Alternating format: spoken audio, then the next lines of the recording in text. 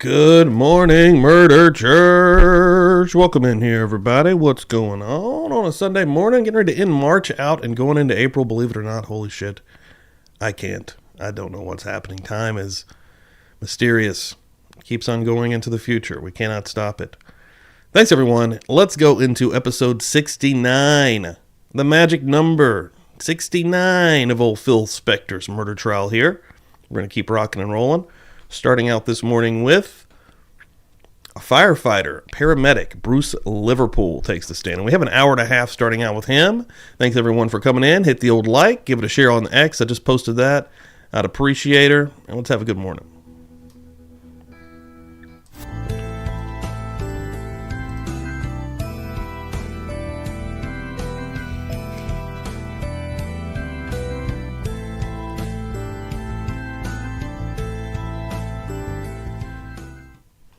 Let's rock. Let's rock. Al Bundy style, baby. What's going on, everybody? Welcome in here. I'm a huge Married with Children fan, by the way. And the character Al Bundy in general. So good. Let me fix this light here a little bit. I'm trying to set up a little different way I'm sitting here. Not as far in to the camera. I'll turn that light on. I missed my light back here also. Hold on. Adds a little something back there. I need a brighter light to bounce off that wall. Maybe even underneath that picture, around that picture to make it pop a little harder. What's going on, everybody? I hope everybody had a good weekend coming in here this morning. Good to see everybody. I'm glad to see everybody. Especially after Feral Friday, man. We had a good Feral Friday in here with Lauren Conlon. She hung out for a little bit. And she just got a taste of Feral Friday because she didn't stay for the entire time. But she's going to make plans to come and hang for the entire time because she had such a good time.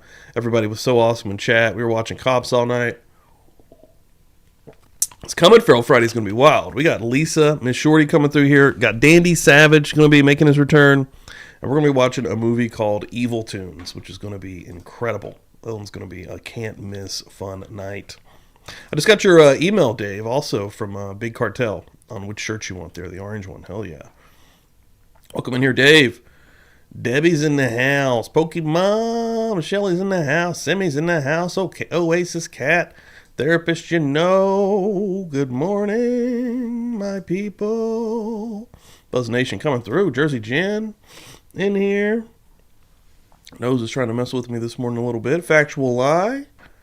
Usually takes, this time of year, especially with all the pollen starting back up, takes me a minute to get my nose straight. Cheney's in here. Let's fucking go. That's what I'm talking about, Cheney.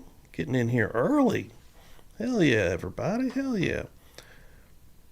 Well, it does. You know, food talk usually starts out here on a Sunday morning murder church like clockwork. You could, and you'll get very hungry. Factual Lie, thanks for that share. Appreciate that. Thank you very much. Nice.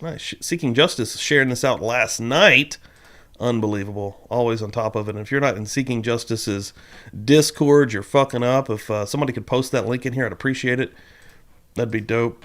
They always have a lot of cool stuff going on in there. I know they've been watching some stuff as well. Oh my God, Jen. You can probably hear it in me right now. Like, it'll take a minute. I should be able to clear this guy up. I'll probably end up going and getting some coffee here in a bit. Chilling out just for a minute. Oh, coming in hot with the food talk. You know what I'm saying? We got cupcake talk also in here. Just to get it rolling, baby. Just to get it rolling. All right, yeah, well, like I said, I need to first of all get this gentleman's name, Bruce Liverpool. Boom, boom. Get this ready to go on the screen. An hour and 25 with Liverpool here. Again, a firefighter and paramedic that showed up on the night of Lana Clarkson's death. And Phil Spector. And we're coming off of Nicole Spector, who was up here for literally less than 10 minutes, which really blew my mind. The prosecution didn't even want to cross at all, which is very unusual in this case. But they didn't do it. They said, nope, we don't want to touch this with a 10-foot pole, and they didn't. So you can see her name is still up there. I'm going to get that off right now. Here is our new witness, Bruce Liverpool. Oh, actually, hold on. That's not what I want to do. Hold on. I forgot to do it without the background. Hold on. Boom, boom. Transparent background. That ain't going to work. There we go. Here we go. We're working. We're cooking with grease now, baby. Cooking with oil, whatever they say. Boom. Bruce Liverpool is in the position. Also, I probably need to fix the old trial screen after I watch comps. Oh, no. It's not too bad, actually. Shit. Nice. I said nice. Of course, we have the wheel in play. We had a wheel spin on Friday. And anybody that doesn't know right now, included on the wheel with the magnets and the stickers are these very limited tattoos. Publicly buzzed tattoos are in the house. If you ever wanted a tattoo, or maybe you're too afraid to get a tattoo, but you wanted a publicly buzzed tattoo, well, I've got you here with some Tipperary tats, baby. And I would probably, honestly, keep it as a collector's item or wear it on your face. Put it on a cheek. It's perfect size. Let the people know who you're hanging out with here. All right, let's get in here. Let's get rocking and rolling. We'll see what we're going to do. We're hanging out here for a few hours. I do have a second video dropping on the second channel that I finished up last night. It's a wrestling channel and a wrestling story, but it is not a pro wrestling match by any means, folks. It is an abusive hazing story of a wrestler that had ended up in the UK, in England specifically, getting some work, and started to get hazed by some veteran wrestlers as he was there to get taught and learn a little bit more before going back to the States. And yeah, it's a pretty brutal little story. I got conjured up there for you a little bit later. Holy shit, we got stuff going on in the chat. Oh, nice. Hell yeah. Thanks, Steve. Oregon State Beavers were orange, so I'll be tailgating. That's perfect. That's freaking awesome, Dave. Hell yeah. That's what I like to hear. That's what I like to hear. Therapist you know has been here for a month. A whole month. Yes, that's what I'm talking about also. Let me give you a little love for that. Hold on now. This place is dead anyway, man. Not the right one. Hold on. I want to give you this one. Hold on. Where is it at? Right here. Happy anniversary. Happy anniversary is what I wanted to say, therapist. You know. Thank you very much. Thank you, Shelly, for putting that Discord in here, the Seeking Justice Discord, right there in the chat. Bonnie Bailey's in the house. Bonnie, have you gotten your shirts? I fucking hope so. Therapist, you know, $4.99. Going to keep this wheel going here. As the only person on the new wheel right now is NH Dude from Friday night, and now Therapist, you know, is going to get on that bad boy too. And she would like some tattoos. She's going to be tatted up out here, representing Publicly Buzzed. Hell yes. And Jersey Jen, welcome back into Buzzed and Confused. And Jen, if you're not in the book club, that would be cool. We do a book club every Tuesday night. Hold on, I'll do my little banner. Every Tuesday night, we have a book club here. And right now, we're reading The Stranger Beside Me by Anne Rule, which is a Ted Bundy story. She worked with Ted Bundy at a crisis call center in the early 70s and then befriended him and stayed friends with him well after the trial and his conviction and into him being killed in the electric chair, just to be frank about it. And yeah, it's a pretty interesting read. We're about to go into chapters 7 and 8, so we're getting deeper into the book. But yeah, come on in. Anybody that is a member here gets into the book club, and I love it. Thank you very much, Jen. That also gets you on the wheel, of course. So hell yeah. Let me give you a couple of these. Wait, hold on now. Welcome to the party. Welcome back to the party. Let's go, baby. That's what I'm talking about. I will be going to get some coffee as well. Yeah, baby, we're already, what is that? That's 2 wheel spots already in this show, and we're 3 wheel spots in total. Oh, we're rolling. We're rolling, baby. Are you kidding me? Oh my God. Well, hopefully it's getting there soon. Boom. Let's see, Jen saying, yes, I was there the first night and loved it, and now I come back. Okay, cool. Oh, sweet, nice. Okay, yeah, she wanted to come back in on the book club. That's what I'm talking. And the bells, Simmy's keeping me straight here. Hold on. Almost forgot the most important part of the morning. The bells. The bells is what starts this off officially. How many murder churches have I had? Not very many, but every once in a while I'll have one where I forget the bells. Those aren't official. Those aren't official. So, we've had a couple of unofficial murder churches that have went to completion. We got the bells in here, baby. Thank y'all so much. Let's start this bad boy off. Oh, man, hold on. Damn it. Hold on. Fucked up my things. Hold on. Damn it. There we go. There we go. We're all right. We got her. There we go. Ladies and gentlemen, first I gotta get the sound going. I gotta start breaking out clips from Feral Friday and all my shows, man. I just wish I had time to do that. Like, Friday was so fun. We had such a blast. It was just hilarious. And I know there's good clips in there to be had, but there's only so much time in the freaking day, dude. Boom. Carrie in the house. Good morning. Good morning. Oh, wow. Oasis. I accidentally already listened to 7 and 8 last week, so I'm ahead of Tuesday. Oh, for Tuesday. Nice. Let me just say, Steve, you do a really good job for recaps for the chapters. Thank you very much. I appreciate that. Literally, as I'm listening to them as well, I'm like pausing and taking notes in real time. Like, I just want to make sure. That's how I actually remember stuff. If I'm not taking notes actively and having to rethink about what I just learned, it's right out the ears. Boom. Gone. So I have to kind of do that to, first of all, have something for the show. I'd like to regroup and go over it together, but yeah, I need to have a little something extra, and taking notes like that. Detailed notes is my move for staying in the game. It always has been. All right, guys, let's get in here. Let's rock and roll. Thanks everyone for coming in. Please raise your right hand to be sworn. You do solemnly swear that the testimony you may give in the cause now pending before this court shall be the truth, the whole truth, and nothing but the truth, so help you God. I do. Thank you. Please be seated. Tina, morning. Please state and spell your first and last name for the record. Bruce Anthony Liverpool. BruceAnthonyLiverpool. Oh, Shelley, thank you for that share. Good afternoon, Mr. Liverpool. You might pull that microphone a little closer to you. I'm sure we'll be able to hear you, but just in case. Okay. You're in uniform, so you're obviously employed. Could you tell us what you do for a living? Work as a firefighter paramedic for the city of Los Angeles. How long have you been employed in that capacity? I've been with the city for 23 years, 7 years as a firefighter, and the remaining time as a firefighter paramedic. What's the difference? The paramedic function is advanced life support. All of the firefighters for the city are firefighter EMTs. Mine happens to have a P, which means we can do the advanced life support.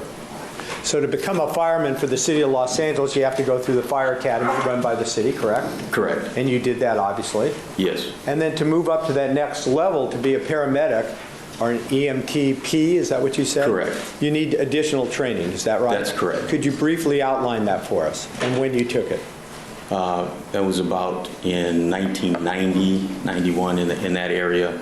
It is a 6-month program. You take a class that is a didactic period. I don't know exactly. There's a word I want to implement in my vocabulary in the future. Didactic. Jersey Jen giving out a membership. Whoa, Kaylin lurking back there grabbing one up. Hell yeah, Jen. Thank you so much. Thank you to Jen on this wheel another time, and I think she wants a tattoo. And also to Kaylin. Welcome to the party, pal. Come back in here, Kaylin. Shit. The hell in here. What are we doing? Kathy coming through, slide in the back. That's what I'm talking about also. Got the crew in here this morning. Hell yeah. Damn. You know what? He's a good looking dude. Therapist you know's out here already hollering it out. Letting them know. Shelly as well. Okay, let's go. Damn. Everybody not ready. My notes popping up on the screen. Boom. That was a wrestling script right there. And then there's a clinical period where you actually go to the hospital. All right, scripts. And start IVs and assess patients. And then you move for those to videos on the wrestling channel. I put a lot of work into those. Shift field ride out. Where dude, you work with on Facebook, so I have the Wrestle Plunge on Facebook. Dude, I just hit 10,000 followers on there, and that's how you get, that's the, think about this, on YouTube, to get monetized, it's, 500 followers now, it used to be 1,000, and like 400, or 4,000 hours of watch time. Facebook is 10,000 followers, and 100,000 hours of watch time within a month. And I think I've hit both of those, actually, because my videos do pretty good, but, bro. Competent paramedics and get a feel for the actual performance of that duty, and then you're certified after a written test, state test. And you did that I'm trying to do the math quickly, about 16 years ago? Roughly. As a paramedic, and you've continued as a firefighter paramedic for the last 16 years, is there some continuing education or recertification requirements by the state or by the county? Yes, there's 48 hours of continuing education every 2 years. Thank you. Your Honor, before continuing, I'd like to mark a couple exhibits, if I could, please. All right. Your next is 168. Thank you. As People's 168, this is a copy of a Los Angeles Fire Department abstract of Rescue Ambulance 27 Journal for December 24th, 2001. It's just part of that. May that be marked as People's 168. So marked. Thank you. As People's 169 for identification, this is a copy of a Los Angeles County EMS Agency Medical Control Guidelines. And we're going to talk about these guidelines. I think our witness is going to explain them. May those be marked, may that be marked as People's 169. Yes. As People's 170 for identification, we have a CD that has a radio transmission between this witness and a hospital on that same date, December 24th of 2001. May that be marked as 170? Yes. And the transcript of that conversation, may that be marked as People's 171? Yes.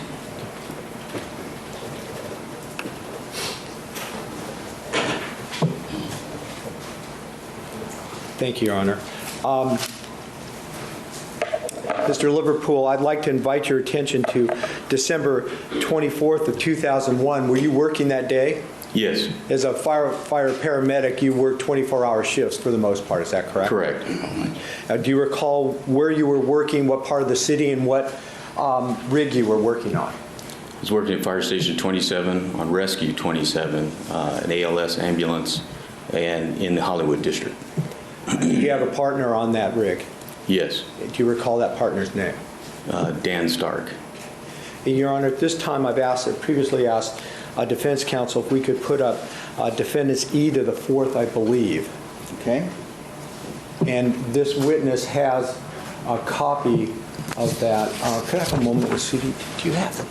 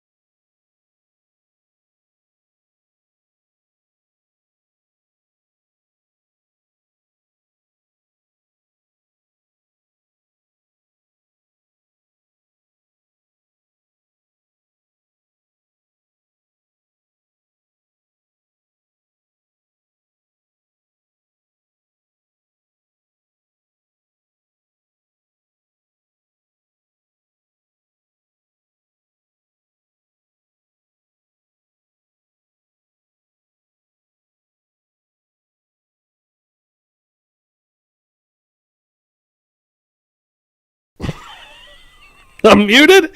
I just went on such a long tirade. Oh my God, son of a bitch. It's all going to hell.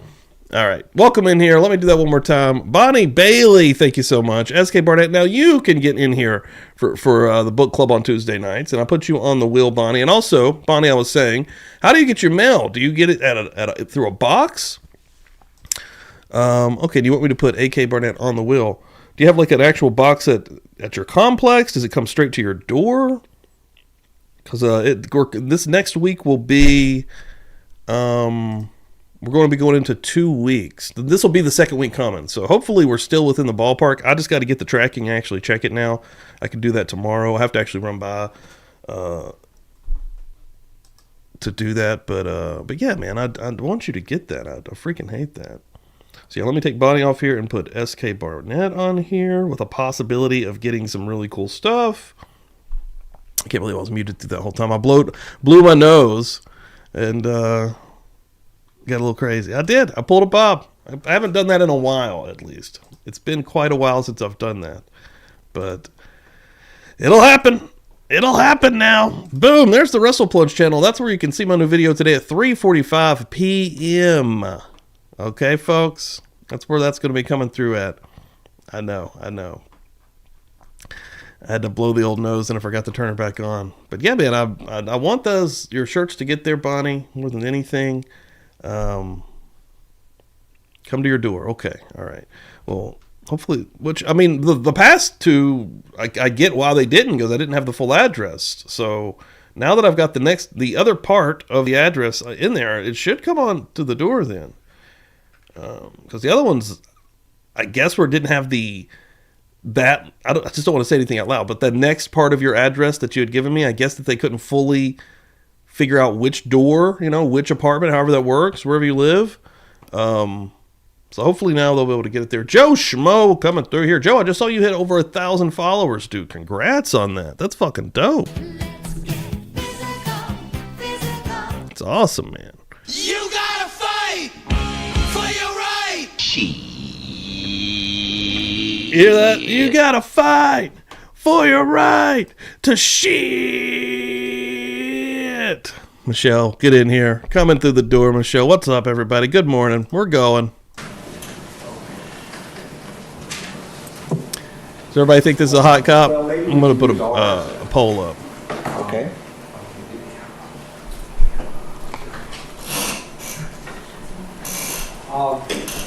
Mr. Liverpool, I think up there, I think he has one too. No, right to your fuck yes and a hell no left up there. Give me That's your a votes. laser pointer. I'm Give me not some asking votes. To look at that. I don't know if you can see this. Well, it disappeared. There it is. This is either defense E to the fourth or one Killing of it, ours, dude. but let's call it that. You have a copy of that Do document some in front of you, very don't you? real shows. Okay. Doing it the Could proper you tell way. us, Probably won't what stop kind of growing, document bro. is this? This is a medical report, Fire Department 902M, as we call it. It's our medical report that we generate on every medical call. Yeah. This is how every medical report looks like. It's horrible. It's illegible. You can't read anything on here. And it is for a specific date, is that correct? That's correct. And it is for what, December 24th, 01? Correct. Now, this is an official... Oh, we got one hell no. by the Los Angeles Fire Out of Department, 11 votes, we got one no, I think. correct? Yes, And it's made out, well, you made this out, didn't you? correct. You recognize your handwriting on it. Yes, I do. And it's part of your job description, your job duties to do that Yes, for every patient that you deal with? correct. And you do it at or near the time that Would you kick this gentleman out of bed for eating crackers? the event happens, correct? Correct. And the information's correct and true as you write it down to the best of Oh your shit, ability. we're Is not that even right? done this morning. I'm gonna keep motherfucking paws in this shit. Kathy Helper coming through. 420, passing the plate for Pastor Steve. Thank you so much, Kathy. Kathy's a G up in these motherfuckers. She don't play, son. She don't play around. Thank you so much. I appreciate that. Damn. Absolutely. Okay, when you said it's a 902M, what's this document all about? What's the purpose of this document? It is to document the event, the patient's injuries. It has certain billing aspects. We put the patient name, their address, their mailing address, all that pertinent information, any insurance information, social security number, that type. And then there's Bonnie. a comment section. Only that if he we doesn't share the document crackers. The pertinent medical findings. After 14 votes, we got a 79 fuck yes, he's hot, and a 21% hell no. We got some hell no's in here. Damn. At the time that we have patient contact, we document their vital signs and any treatment modalities that we might apply to the patient. Maybe I could ask Sudhi to, let's try to highlight the top third of that. Is that possible? I'm not going to be able to And see we'll talk anything about on it a that little sheet of bit paper more. they just In an showed. earlier answer, you Come said on that now. you had a partner that Who are we day, kidding? Daniel, I think you said Daniel Stark, is that correct? Correct. And so there's two of you in the rig? Not a Is that Stark. right? Now, on this day, at about this time, you assisted, according to this document, a patient. Is that correct? Yes. And the patient's name was? Lana Clarkson. And does it indicate on this document or another document that you reviewed where you went to help her? 15 The votes. address is Well, there's a couple of no's lurking 7440, in this West chat. Palo Vista Drive. I'm going to change it to, is Phil Spector hot? The time is 22:55. What was her problem? At any stage in his life. According to the report that I have, that she had slipped on a carpet. She had a slip and fall injury, and she fractured both wrists. Apparently a painful injury, is that correct? Very painful, yes. Now, you said that there's two of you there. How do you divide your duties, and what job did you have that day that you were helping this woman whose name is on this form, Lana Clarkson? Well, my main duty as the attendant is to handle the documentation and is basically in control of the call. The other paramedic is the patient man. He deals with the assessment of a patient, but he also drives. So it's kind of a split duty, and when we have just the two of us, we go between those duties. There's not anything absolute. In other words, are you suggesting that although you each have a function, you both try to focus on the patient too? Correct. Why? Well, the patient is the most important. All right, I'm going to end this one after 16 votes. 69% on the 69th episode of Murder Church, Phil Spector's murder trial, voted fuck yes, they would fuck this cop in a hot minute. And then 31% said, nah, get him out of here. Who's this guy? Don't think so. Ending that poll, and I'm going to start one up for old Philly boy. Get Phil. Let's see what if anybody's wanting to do old Phil. Important aspect of what we do. So we need to render care to the patient. There are two of us. We're partners. So one may see something or deal with a particular situation while the other one's dealing with the other. In this case, she had two wrist fractures, so we can split that, or it requires some effort to handle that. So a person needs to support while the other person is putting the splint on and check for injuries in case someone misses something. It's a check and balance type operation. So no matter who's filling out the report or not, you both in a situation like this would focus on the patient and try to render assistance to him. Absolutely. Let's look at this document, the top half of this document. I think we called it Defendant's Deed to the Court. As we look at the top of it, Mr. Jackson just gave me a pointer like yours. So There we go. Poll is up. We see Lana Clarkson's name here, correct, in the middle of it? Would you do, Phil, if your life depended on it? Oh, God, yes. Let's go move it over here. Here's it. Oh, God, yes. Kill me now. Maybe, no, just kill me. And we got 100% on kill me now right now out of 6 votes. Correct. Document. You referred to this as a 902M, is that right? That's correct. And that's just off the page over here, right? Phil. Yes. What I'd like to ask you about next is this number here. He was never a looker, was he? Let's just be honest. Here it is. You know, he's kind of looked like one of those. You know what he looks like, dude? Especially when he was younger in the 60s. And even older. Looks like that fucking... is that correct? That's going to be disrespect to the character, but it's... Fuck, I have to find him. He's the squirrel from My Stage. All right? He has those fucking eyes. I feel like they're out to here. Cause a problem for the reporter. Reminds me of the squirrel from My Stage. 64031. Is that right? Yes. What is that number, and why is it on here, and is it important? That is the medical report, the 902 sequence number. Each 902M, this medical sheet, has Wow. 12 votes, 100% kill me now. an individual sequence number. There are multiple copies. And the Crypt Keeper. No, he definitely be looking like the 4 Crypt or 5 Keeper. copies, depending on the error of the form. And each one has that imprinted into it. So it's a tracking number it's unique to the form. I believe the sequence changes 9 numbers every time. I've not been paying attention to this man at all. So this BD I number, need to start for want of listening a here. better term, is unique to each patient that you deal with, is that correct? Correct. Well, a rat too, yeah. with respect to every form that's filled out with this incident, would it bear that number? I'm not sure I understand the question. Okay, all right. You filled out other forms. In fact, we're going to talk about a couple other documents that were filled out either by you or the hospital. Is that right? Correct. And Yeah, I don't know why it reminds me of that squirrel. Same DD number appears on He all does, of them, though. doesn't it? Yes. Okay. All right. If we could, Sudie, could we go down to the bottom half of it, of this form? Maybe a little, yeah, from there down. A little farther down. Right there. Thank you. Thanks a lot. Perfect. Okay, now we're going to focus on defense E to the, maybe we need to move.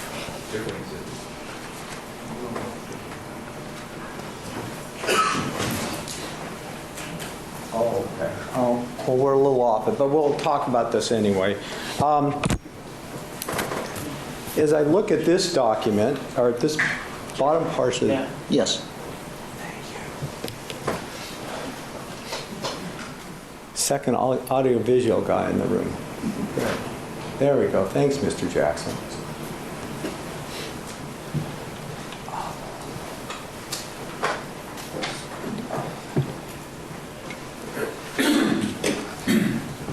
There it is. Okay.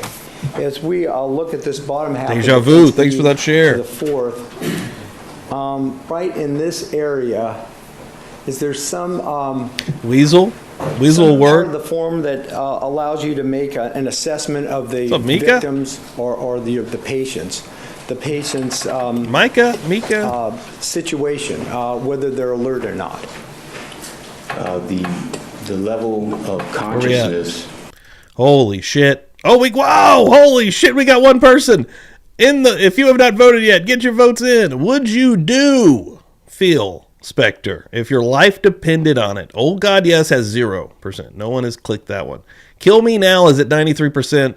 And then maybe no, just kill me is at 7%. So just for a second, someone thought about it before hitting just kill me.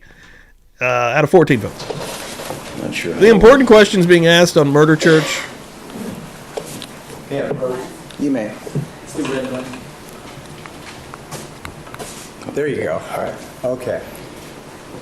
In this section right here, there is a Glasgow coma scale. Thank you, Stephen. And it's very, very difficult to see. That's a 15, which in layman's terms, well, if you zoom in on it, we simply can means that the see patient it, is at able least. to make a conscious decision for herself. It's a set of numbers. 7 and 8, I think. I think we're on 7 and 8, if I'm not mistaken. I think they're pretty long. I think they're a lot longer than the previous chapters we've been reading, Michelle. That rate of Yeah, the last members only. It's still up to watch. Also, all of them are still up to watch, if you remember. But yeah, it should be up. person, Check it their out. level of consciousness, and she scored the highest, which is a 15. And how's that determined? How's that assessed? The old I Buzz believe Nation you Book have- Club growing. The sheet that gives the specific numbers Jesus for that. Christ! Move something next to the As per microphone, the please. eyes, you approach a Mother of person. God. If they open their eyes immediately, then at that spontaneous eye opening, that would rate the highest score possible, which would be a 4. The motor would be. All right, if I'm gonna go get the coffee. person Is able to follow commands. Be right And back. then, I'm gonna take the this final with me. would be I'll be in the verbal. chat. If they're able to speak intelligently to you by the questions that you ask. Thanks everyone that's all come those have a through. value. Donate. I would mark that on there. So 465 is the highest value. Because the highest is 15, you don't need to write 465 and then put a total. You can just write 15. So in layman's terms, what Take does this the with me. I'll be 15 right mean? back, guys. She's alert oriented, or the patient is alert oriented and Be right able back. to make a conscious decision for themselves. She might have been in some pain, though, right? Yes. But she still might be alert, oriented, and maybe we'll talk a little bit more about that in a moment. Going just below that, I see there's a box here that's not checked, and it says ETOH/drug. What does that mean? Specific to this form, if you suspect that a person had alcohol or drugs, whether they be prescription drugs or illicit drugs, then you would check that box. And in this situation with Lana Clarkson on December 24th of 2001, did you suspect that she was involved in or had any alcohol or drugs, been using anything like that? I did not. Excuse me, may I object? There's no foundation that this witness recalls this incident. That's why he just testified generally about the form. I think the foundation needs to be laid that he has some recollection of the incident. Rephrase the question. Well, let me withdraw and maybe we'll move to another area to make the point, and we'll come back to this. As you're in a rig, for example, in this situation, and you're going to the hospital, did you determine that this, based on this form, this witness, or excuse me, this patient needed some assistance, some medical attention, that you needed? Excuse me, I'm sorry. It's the same objection. We don't have any foundation at all that he recalls the patient or the incident. So we can't make an assessment absent that foundation. At this point, it's sustained. Did you call into the hospital on this situation?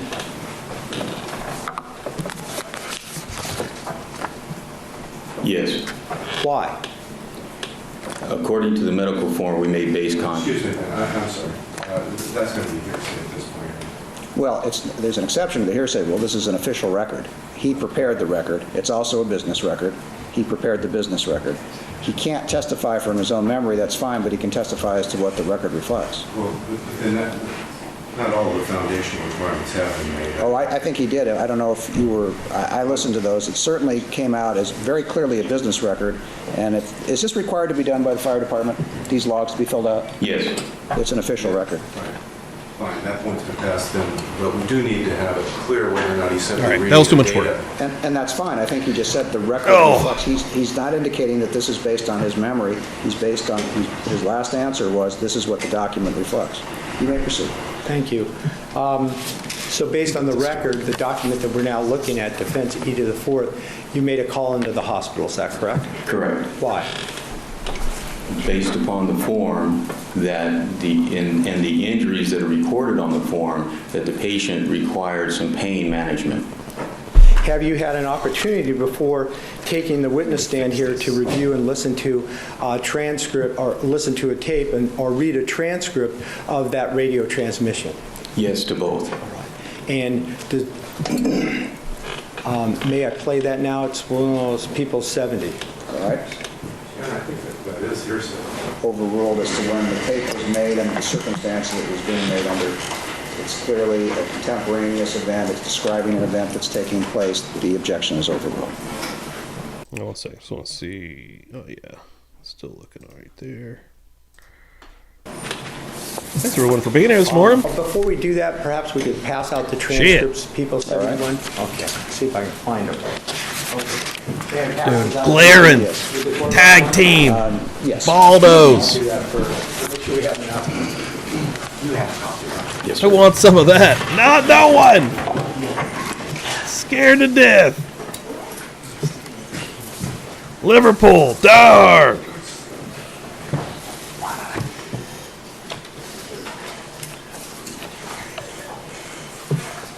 What happens when a judge and a paramedic walk into a bar, bald as hell? Your Honor, They kill everyone, kick everyone's ass. The reporter doesn't have to take down this. Yes, the playing of the tape, the reporter does not have to. If there's need for that, they just don't go in killing willy nilly. They're good men.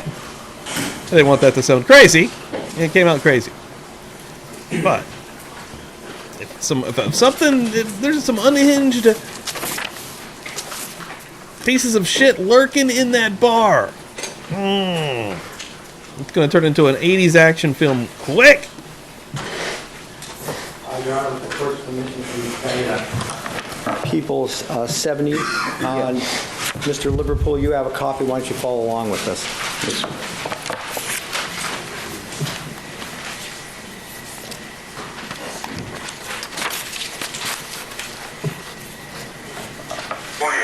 Oh my God. Asking the tough questions.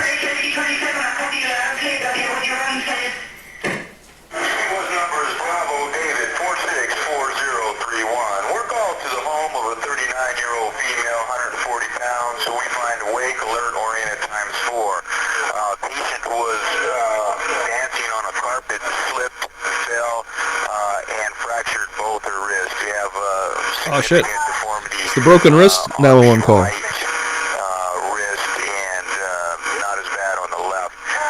We have the patient loaded in the back of the rescue at this time. We have both wrists splinted. Blood pressure 130 by palpation. Pulse is 80 and regular. Respiratory rate 20. Clear bilaterally with good tidal volume. No other significant trauma. No neck pain, no back pain, no shortness of breath, no chest pain, nothing like that. We do have good capillary refill and pulses distally to both fractures, pre and post splinting of both of them. Patient is in a significant amount of pain, and due to not having any other trauma on our patient, we were wondering if we could get an order for some morphine for her. She has a history of asthma, and she is allergic to penicillin and sulfa, and she takes albuterol for her asthma. No other history, meds, or allergies, and we have. I didn't really remember. Established at this time. I knew somebody that fell and they didn't break both their ankles. I think they twisted one really bad, but did break the other one. So they just still had two fucked up ankles, but one absolutely shattered. Dude, it seemed miserable, bro. Like, I'm always worried about my knee. Like, my knees are already shit, but like my knees, my ankles, even wrist, joint stuff. Ugh. And the splints, and we're standing by. Dude. Rescue 27, I copy your report. I understand you've got both. I saw some wild shit at a midget show. I Would go again. Would do it again. Morphine IV on her. You can in fact give her up to 10 milligrams if you really want to. This patient hasn't been drinking alcohol, has she? Over? She denies any alcohol consumption at this time, and she does not appear to be under any influence. We both slipped on the same rug. It's a very dangerous rug, so I don't think that was a factor at all. Oh, fuck. Copy 5 to 10 milligrams of morphine. We showed up and slipped on it. Do you need anything further from you, over? Yeah, student space 27, I just need to know we're going to transport this patient to, please, over. Yeah, we've got a man on the stand right now. It was a part of this call, I'm guessing, right? Bruce Liverpool. His last name's Liverpool, which we know Liverpool. Anybody that hears that name is going to be thinking English, UK, England. And then the dispatch lady here is British. What is happening? I'd like to transport to your facility. You are actually the closest facility. Patient was requesting St. John's, but I think the distance is significant for us. We are up in the hills, so it's going to take about 15, maybe even 20 minutes to get to your facility, over. Okay, then, Rescue 27, I copy the 10 Ankles seem rough. 20-minute ETA to our facility. Go ahead and titrate that morphine up to 10 milligrams IV push, and we'll see you in 15 to 20. If there's any problems... Well, today they don't want to give you any pills or anything to kill pains. What sucks? Don't be suffering. KG434. Think everybody's a damn pillhead. Thank you, Your Honor. That completes Plain People's 170, but I have a few questions. Mr. Liverpool, first, are they trying to get at did you here? recognize either of the voices on that tape? I recognize my voice. And you were the firefighter that was on that tape, correct? Correct. We heard another person, perhaps a female with a little bit of an English accent. Who is that? A nurse at Cedars Hospital. Oh, the In nurse. this situation, you indicated on the tape that you wanted to push 5 to 10 milligrams of morphine. What does push mean? To administer. And why did you want to do that? Excuse me, I'm going to object unless there's some That sounds foundation. damn jam. Now. Living the dream life out It can be here. asked two ways. It can be asked why he did it Shit. in this case or why he would want to do it generally, so be more specific in your question. Do you recall why you wanted to do it in this case based on all the records you looked at? Based on the records, based on the form, It's a based fail on Friday the and a tape, half. I would want to give this patient morphine for pain management. Hey, due put to them the in injuries. anything. Let's go. Do you recall that this patient was in a significant amount of pain? got the Based pudding. upon the Pudding documentation with the Pudding and significant Jell-O. deformity and listening to Straight up her mud wrestling. background and the type of injury that it would have been, yes, she would have been in significant pain. During the transmission or the radio transmission we just listened to, you made a comment, I think you made the comment about a dangerous rug at the location. Do you have a recollection of slipping on a dangerous rug at a call like this? I do have a recollection of taking a ride on a carpet. By a ride, you mean you slipped and fell? Yes, well, I did not actually fall, but it was close. Me fall? Ha! No, caught myself because I'm a fucking ninja. But yes, I did slip. I can contest to them being listening to it, shitty rugs. My partner also did the same thing. Okay. Oh God, yeah, let me go. Start. Correct. Give me a link. A couple more questions about the radio discussion we Dude, just Spring heard. Break back in my day, which was, I was a child and I watched it through MTV, and I've never actually done a spring break in my life ever. But as a child, watching and living through these college kids that were doing it on MTV Spring Break, that was fun to watch, dude. The early to mid 90s, later 90s is all right. They're still kind of having fun. The early to mid 90s felt like a party all the time. Like maybe it's just my child brain and remembering it differently, dude. You start off identifying your fire department rig Rescue 27, correct? Damn. Correct. And then at some point you give the nurse a sequence number, Bravo David 464031, correct? Correct. That's the same number we've talked about. Yes, it's So the top like, of the form. I'm sorry, go ahead. It's the same number that's at the top of the medical 902 form. So it's a number that follows this patient throughout your dealing with her, is that correct? Correct. A lot of this conversation between you and the nurse is what they're asking, or you're telling the hospital her history, Yes. her medical history as you learned it at the time. Correct. And why would that be? Why would you do that? In treating any patient, we want to have a clear and concise history on that patient, not specifically because of the morphine, but for anyone. We want to be able to be aware of everything that is pertinent to the call at the time. Medical problems, any drugs that they might take may have some type of interaction. If she's allergic, some people can be allergic to certain medications, so we want to make sure that we have that standard operating procedure to gather that information. And so we document it either via the radio report or on the 902 or both. And you would have to transmit or tell the hospital, the nurse at the hospital, that information to get clearance to give the patient the treatment you'd like to give that patient? Correct. The hospital is the medical control, and for narcotic, we have to request permission at that time to give that. Just inviting your attention to page 4 of 171, the transcript, and I'm sure you've heard this. It's the bottom of that page, the nurse at the hospital says to you or asks you, this patient hasn't been drinking alcohol, has she? Over. Yes. This is hearsay, and the fact that it's recorded hearsay doesn't make it hearsay. It is a contemporaneous statement. Look at 1241 of the Evidence Code. It explains what this individual is doing in treating this individual, and that's what it does. The nurse wasn't treating anybody, Joe. It's part of the conversation. It doesn't make sense without the other part of the conversation. The state, Mr. Bruno, I've ruled. I know, I'm just trying to articulate my objection that it's hearsay. And I have ruled it's not hearsay. Get a little There's an spicy. exception. You may proceed. Thank you.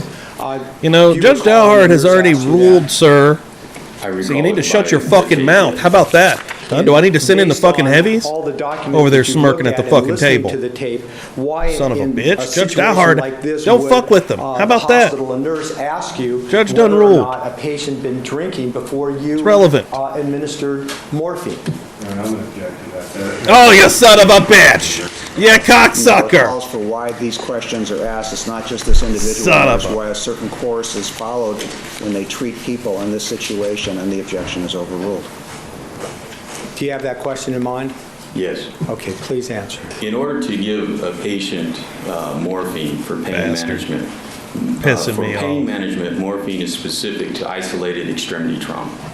Larry Fiddler If is a she had fair been drinking man. That caused her fall, or she had been drinking, and she fell. She may have had other injuries that the alcohol might have masked.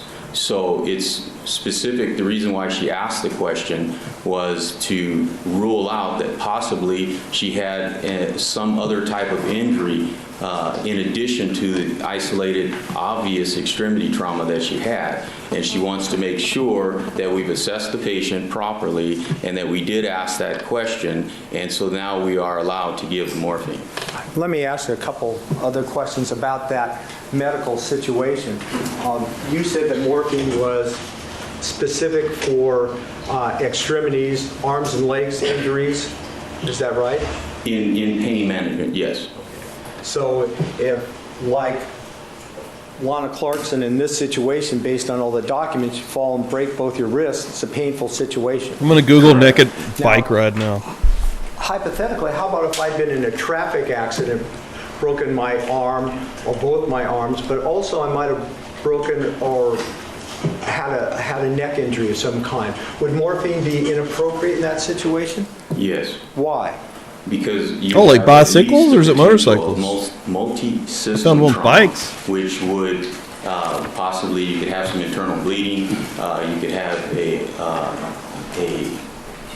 critical problem with your abdomen, any number of other problems. And if we mask that with a narcotic as strong as it is, then the hospital may not find those injuries, or those injuries may be missed to the point where we cause you further injury. I think this picture I'm about to show is, it gives the vastness, and there are some titties lurking in here, but they're also, it's such a big photo, I don't think it's going to get hit by YouTube, maybe not, and it's also just kind of small. But yeah, look at all these naked people riding bikes. Holy fuck. Multi-system trauma, we do not give morphine, and again, that goes back to why she asked the question, to verify that this patient had no other injuries. She's This looks in her insane. right mind, and we can treat her for the pain. So based on all the documents you've looked There's at, a bunch in of the naked people having a good transcript, time. after the nurse from the hospital asked you about the the alcohol fuck? question, what did you do? Okay, yeah, Portland. As per the document, I had already asked the question, and at this point, I'm able to say that she denied. But people do go in clothes and just kind of walk around, which I guess would also be odd. Consumption at this time, and she does not appear to be under any influence. Now, it does not appear to be under any influence. Is that just Here's a safe one. Here's a safe one I think I can get away with. This guy in blue, rocking it out here in Portland. There's a lot on this side I can't show though. Drugs. Alcohol and drugs. So at the time, based on all the documents, I'll put the link here in the your view chat. was that Lana Y'all wanna see Clarkson some was naked not under bike riders. The influence of alcohol or drugs. Is that correct? That's correct. And there was an important reason for you to determine that.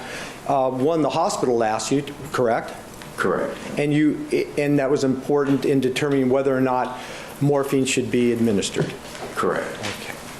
That's true. I didn't even think about that. From all the documents, then you took That her would be up way to more what dangerous. hospital? Man. According to the 902 and according to the tape, Hospital 139, which is Cedars. Okay. Could we put up 169, please? Just want to quickly go through this. Ask you what this document is. You have it in front of you, correct? No, sir, I do not. Oh. May I approach? It's a side quest for you here this morning. Lexi the Law Nerd, thanks for the share. Appreciate We'll spend that. a few minutes on this. They gave it a share and a retweet retweet share. What purpose it serves in your Thank you. job.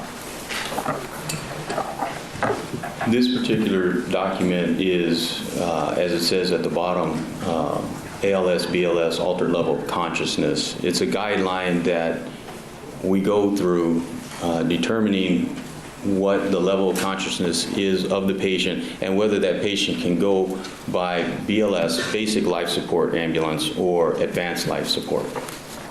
When we earlier talked about defendant's E to the fourth, what you referred to as the document 902M document, there was a portion on it where you talked about, based on that document, the level of consciousness or awareness of the Correct. The Glasgow Coma Scale. All right. And does this document relate to that?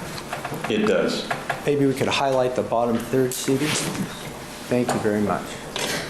Oh shit, Is that Sinead what- coming in. Ireland representing the chat. Let's go. $3.99 and thank you very much. Oh, Sinead, I just sent something out for you also. You should be getting something here shortly as well. Through the mail from your will win. But let me get you on this new one here. We got a new wheel banging up in here right now. Hell yeah. Thank you so much. Where are we already at? 1, 2, 3, 4, 5, 6, 7. We're already past the halfway point of a new wheel on a murder church. Hell yeah.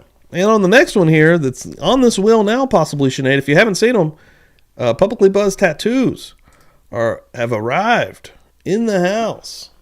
Boom. We're referring to? Correct. Could you explain that to us and how you would use it in a form like a 902 M form in assessing the awareness LCH. of a patient? Well, as I said before, there's a number value for each of the 3 categories: the eye opening, the motor response, and the verbal response. A 15 is the highest that you can score. So at the top, you have a 4, 6, 5. And what that means basically is when you approach a patient, number 4 in eye opening, do they open their eyes right away, or do they require some stimulus? As it goes down to the number 3 is to voice. So if you come up to a person and they don't open their eyes. Oh, wow. We have one person that has voted yes on doing fucking Phil Spector. Whoa. Who are you? Who are you? They stay with their eyes closed, and you talk to them, then they open their eyes, then there are 3. If they don't open their eyes after you talk to them, we call that shake and shout. You shout to a person, hey, you okay? They don't do anything, then you give them painful stimuli and see if they wake up at that point. If they don't wake up at that point, then they get a 1 right there. And that follows through each of the different categories. Now, going back to defendants E to the 4th, your 902M form, you determined based on your notes from this situation that Lana Clarkson was a 15. That's correct. So she was the top of the scale with respect to awareness. Is that right? Correct. Would that be consistent or inconsistent with someone being under the influence of drug or alcohol? A 15 would be consistent with a person not being under the influence. Thank you. Next, could we go to People's 57, please, Susan?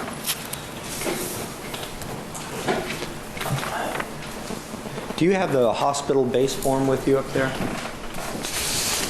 No, sir. Okay. Then I'm gonna. May I approach, please, Your Honor? Yes. This is People's 57. I think I'll hand it to you. I've seen it in the past. Yes, I have seen this form. Can we highlight the top half and see if I can do this? Tell us what this form is, please. This is a base hospital radio report form. Anytime a rescue ambulance calls to the base station and makes a voice recording of the run, it is simultaneously being documented by a nurse or a physician, and they go through, they check all of their boxes. Thanks, Jed. And it's another check and balance to make sure that I have not missed, or the paramedic has not missed, any pertinent information.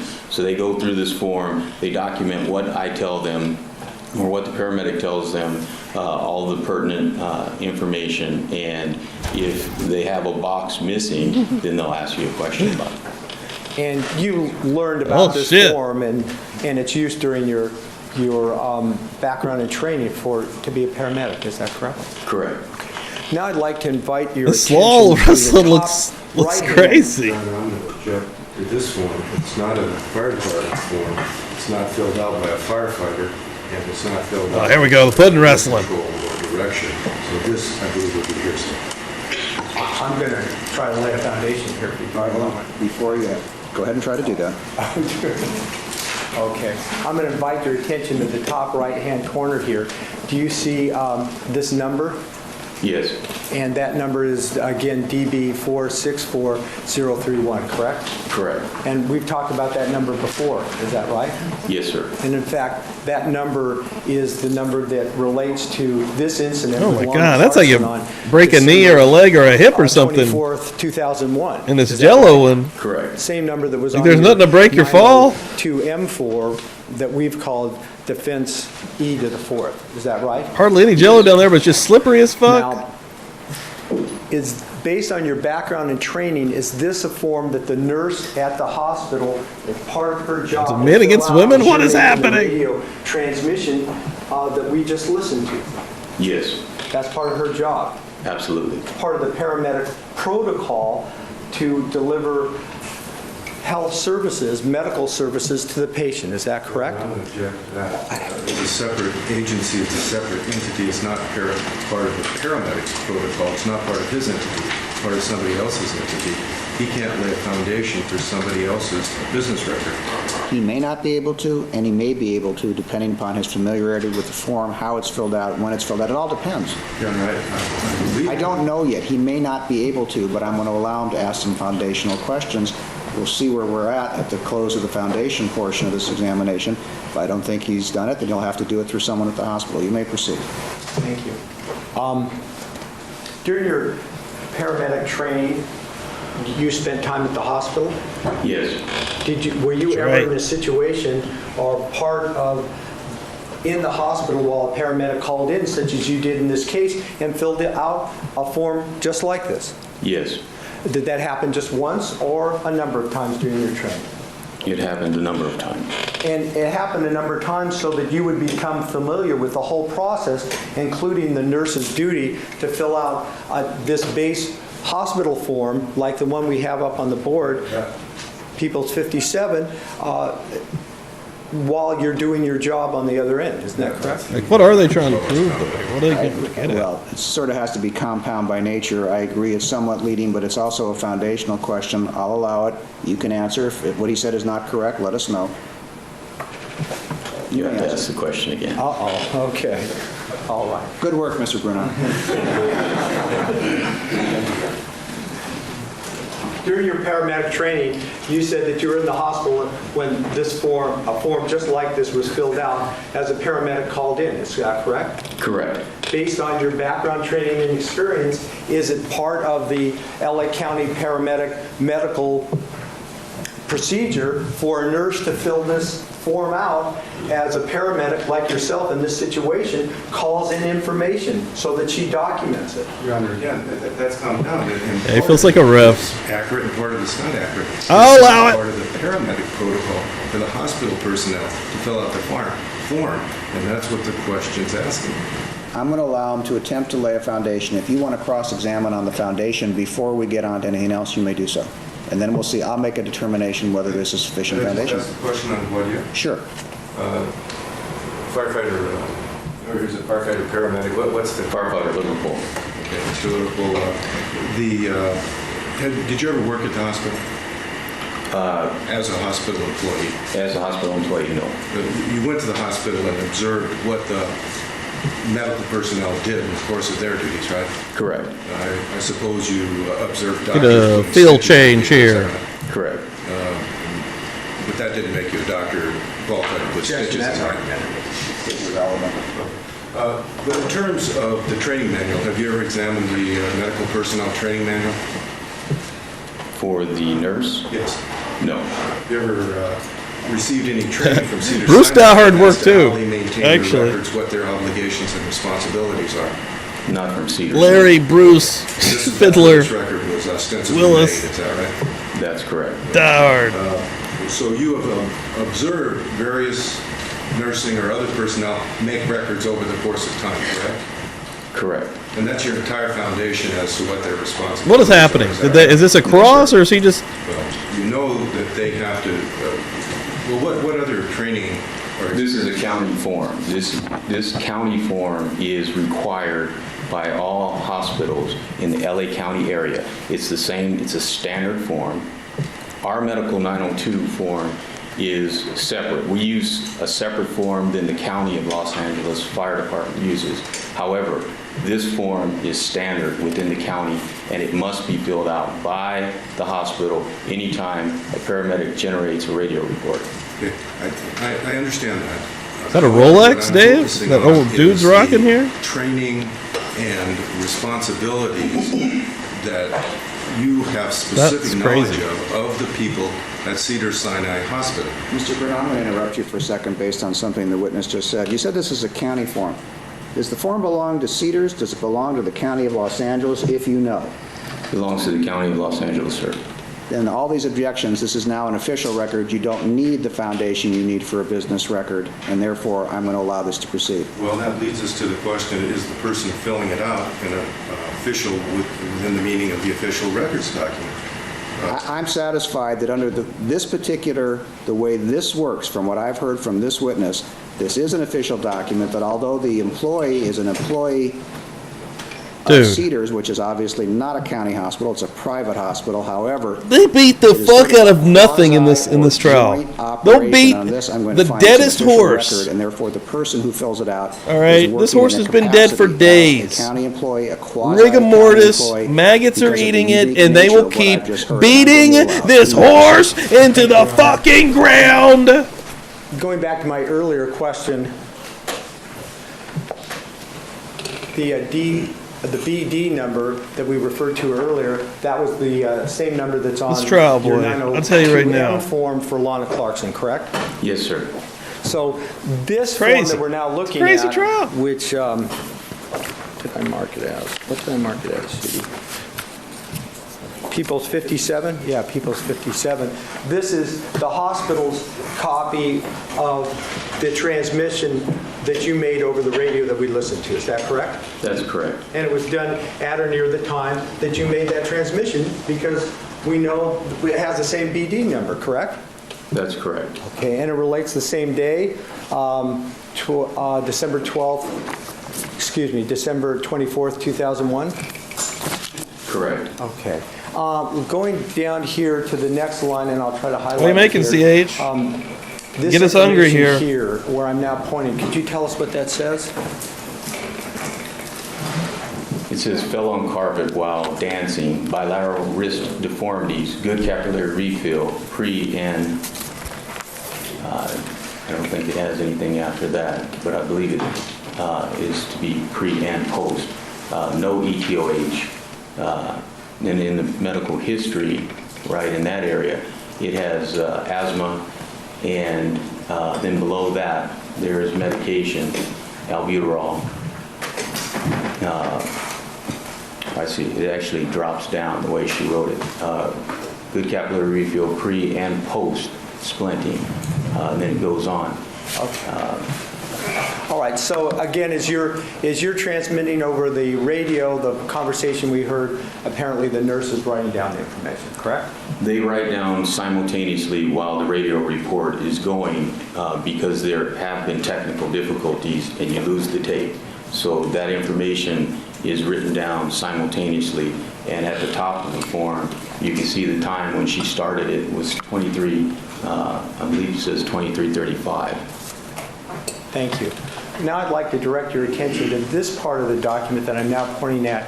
It looks like the third line down. It looks like it has a 0 with a slash through it. It's a little hard to read, but ETOH, is that correct? That's correct. Okay. What does ETOH mean in paramedic vocabulary? It's an abbreviation for ethanol. And that means? Alcohol, common drinking alcohol. So alcohol. This indicates what about alcohol? That the patient did not Last have call any for alcohol. I'm gonna start opening the Sunday morning murder churches with brews. Determination at the time, is Correct. that correct? As we heard in the tape, is that right? Beers every show. That's the new rule. I don't care what time it is. Yes. Pastor Steve has spoken. When Pastor Steve starts talking in the third person, we're in trouble. Some time ago, did you, maybe 6 weeks ago, were you contacted about this at the fire station? Somewhere in that time frame, yes. Roughly speaking. Yes. Was it somebody from the district That attorney's was the first office or question. someone else? Someone else. Okay. Could you describe That's what that person out the for us? gate. But yes, I will allow it. GD. She was a approximately 45-year-old female, extremely long, blondish hair, bright red lipstick. Your Honor, I have a DMV photograph of Tawny Tyndall. May that be marked as Peoples 172, please? Yes. What a name. Tawny Tyndall. I'm going to put up a photograph and ask you if this is the person that contacted you. Can you see that at all? Yes. Is that the person? Yes. Okay. So you were at the fire station. That's okay, Sudie. Thank you very much. The person came in to talk to you about what? She came into the front office of the fire station. They called me to the front office. She said that she had a medical report, 902M, that she wanted to ask me about. Did you see the form at the time?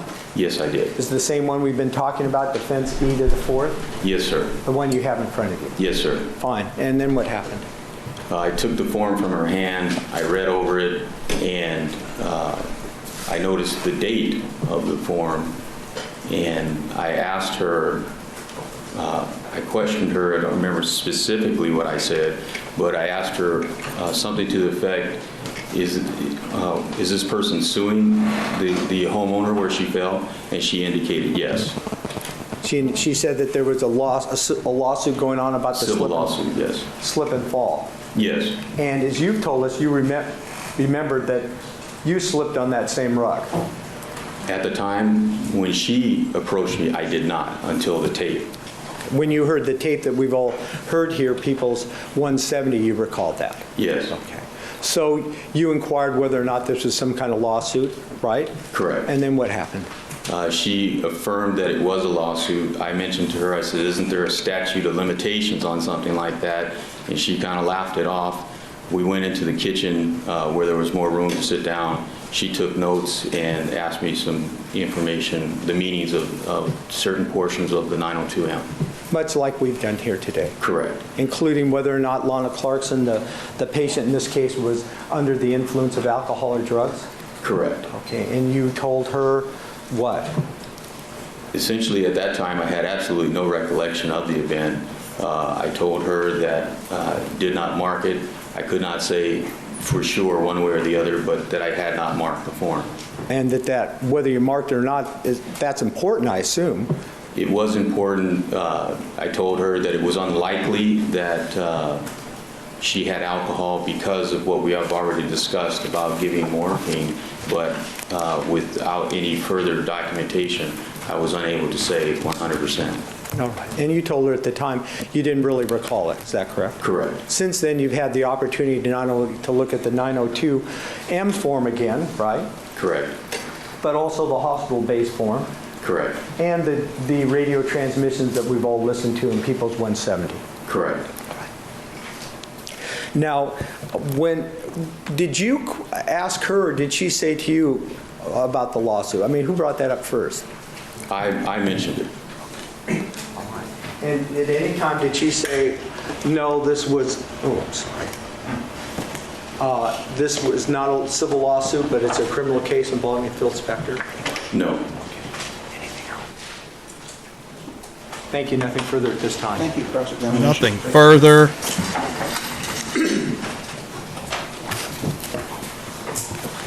And we got Rosen. Dear God in heaven, pray for me. Pray for all of our sanity, actually.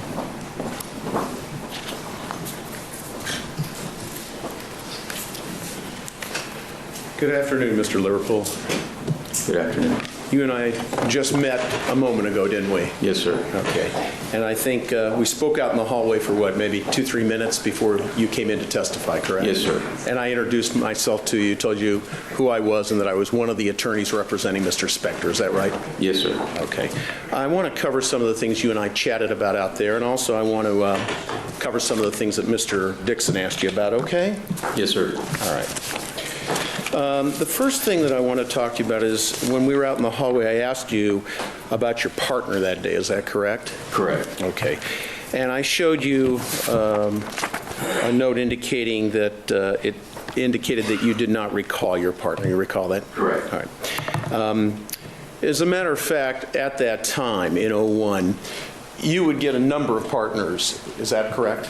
Yes. And I think you told me a number could be as much as 50 or 60 different partners at any given time, is that right? Yes. Okay. So you do not have any particular recollection of Mr. Stark or Daniel or Firefighter Stark, is that correct? That is correct. You don't remember anything unusual about him, do you? No, sir. Okay. You have no reason to believe as you sit there today that a member of the Los Angeles County Fire Department, who is also a paramedic just like yourself, would come into court and testify and lie to you. It's the evidence. It's Los Angeles City Fire Department. Excuse me, Los Angeles City Fire Department. Thank you, Mr. Dixon. You don't have any reason to believe that he would come in here and lie about something, do That's you? argumentative. Sustained. Now, Mr. Stark was your partner that day, isn't that right? Yes. Okay. And he was the gentleman that accompanied you up into the Hollywood Hills, is that right? Yes. Okay. And I think you said and indicated that really you folks, when you go out on a call like that, and when you went out on this call on December 24th, 2001, you work as a partnership, right? Yes. You work as a team, correct? Yes. Your words were the focus is on who? The patient. That's the number one priority for both of you, correct? Absolutely. All right. And in that regard, to discharge your responsibilities and obligations to a patient, which sometimes can be life or death, correct? Brooklyn. Correct. I mean, you've Good been morning. in situations like that many Brooklyn! times in your What's career, up? correct? Yes, sir. So, if there's disagreements... You've come in the perfect time if there's, for Rosen. Two ways of seeing things. It's not your practice to bicker To or cross during the time this that you're treating paramedic firefighter, Mr. Bruce Liverpool, that everyone thinks is super hot. patient when they are of most concern to you, correct? Correct. Okay. And Good looking man. Maybe not super hot. Super hot's probably not the right word for this. Phil. Two firefighters slash paramedics Always rocking a different suit, though, right? maybe can Like see every time with a things different tie. subjectively in a different way. That's a fair statement, isn't it? Correct. Who's buying In these fact, suits? during that I can imagine he's particular going year, let's take the suit year of shopping. 2001. You responded got a to person. many calls, did you not? Yes. Were you administered first aid? Yes. Were you administered more than first aid? Were you administered aid depending on whether or not this person was going to make it or not, right? Yes, sir. Is there any way you can estimate how many times in the year 2001, Mr. Liverpool, or Firefighter Liverpool, excuse me, sir, that you went out with a partner during that year and responded to a call where you had to administer aid using and calling upon your firefighter skills and your paramedic skills? Every run. I'm not sure what the question is. Well, let me ask it this way. During the year 2001, would it be fair to say that you had hundreds of responses where you had to administer help and aid and medical attention to people that were in need of that, correct? Happy birthday, sir. Brooklyn, and your Men, mom. women, right? Children. There's a Yes. reason to party. Children, older people, younger people, correct? Yes, sir.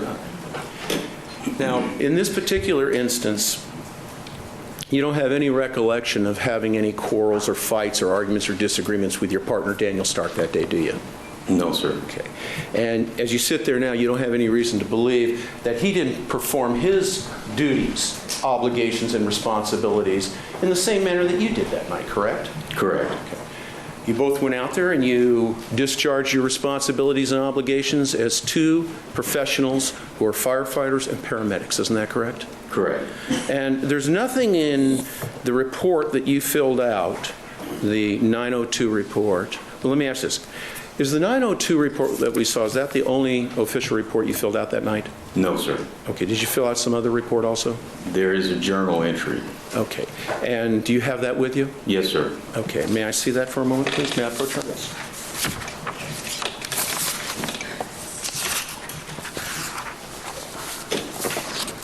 Okay. Mr. Dixon did show this to me. Did you just bring that today with you? That was given to me, yes. I did not bring any documents with me, sir. Where'd you get this document from? It was handed to me, I think, prior to coming into the courtroom, sir. Okay, is this your handwriting on the document? Yes, sir. Okay, and this is called a journal entry, is that correct? That's correct.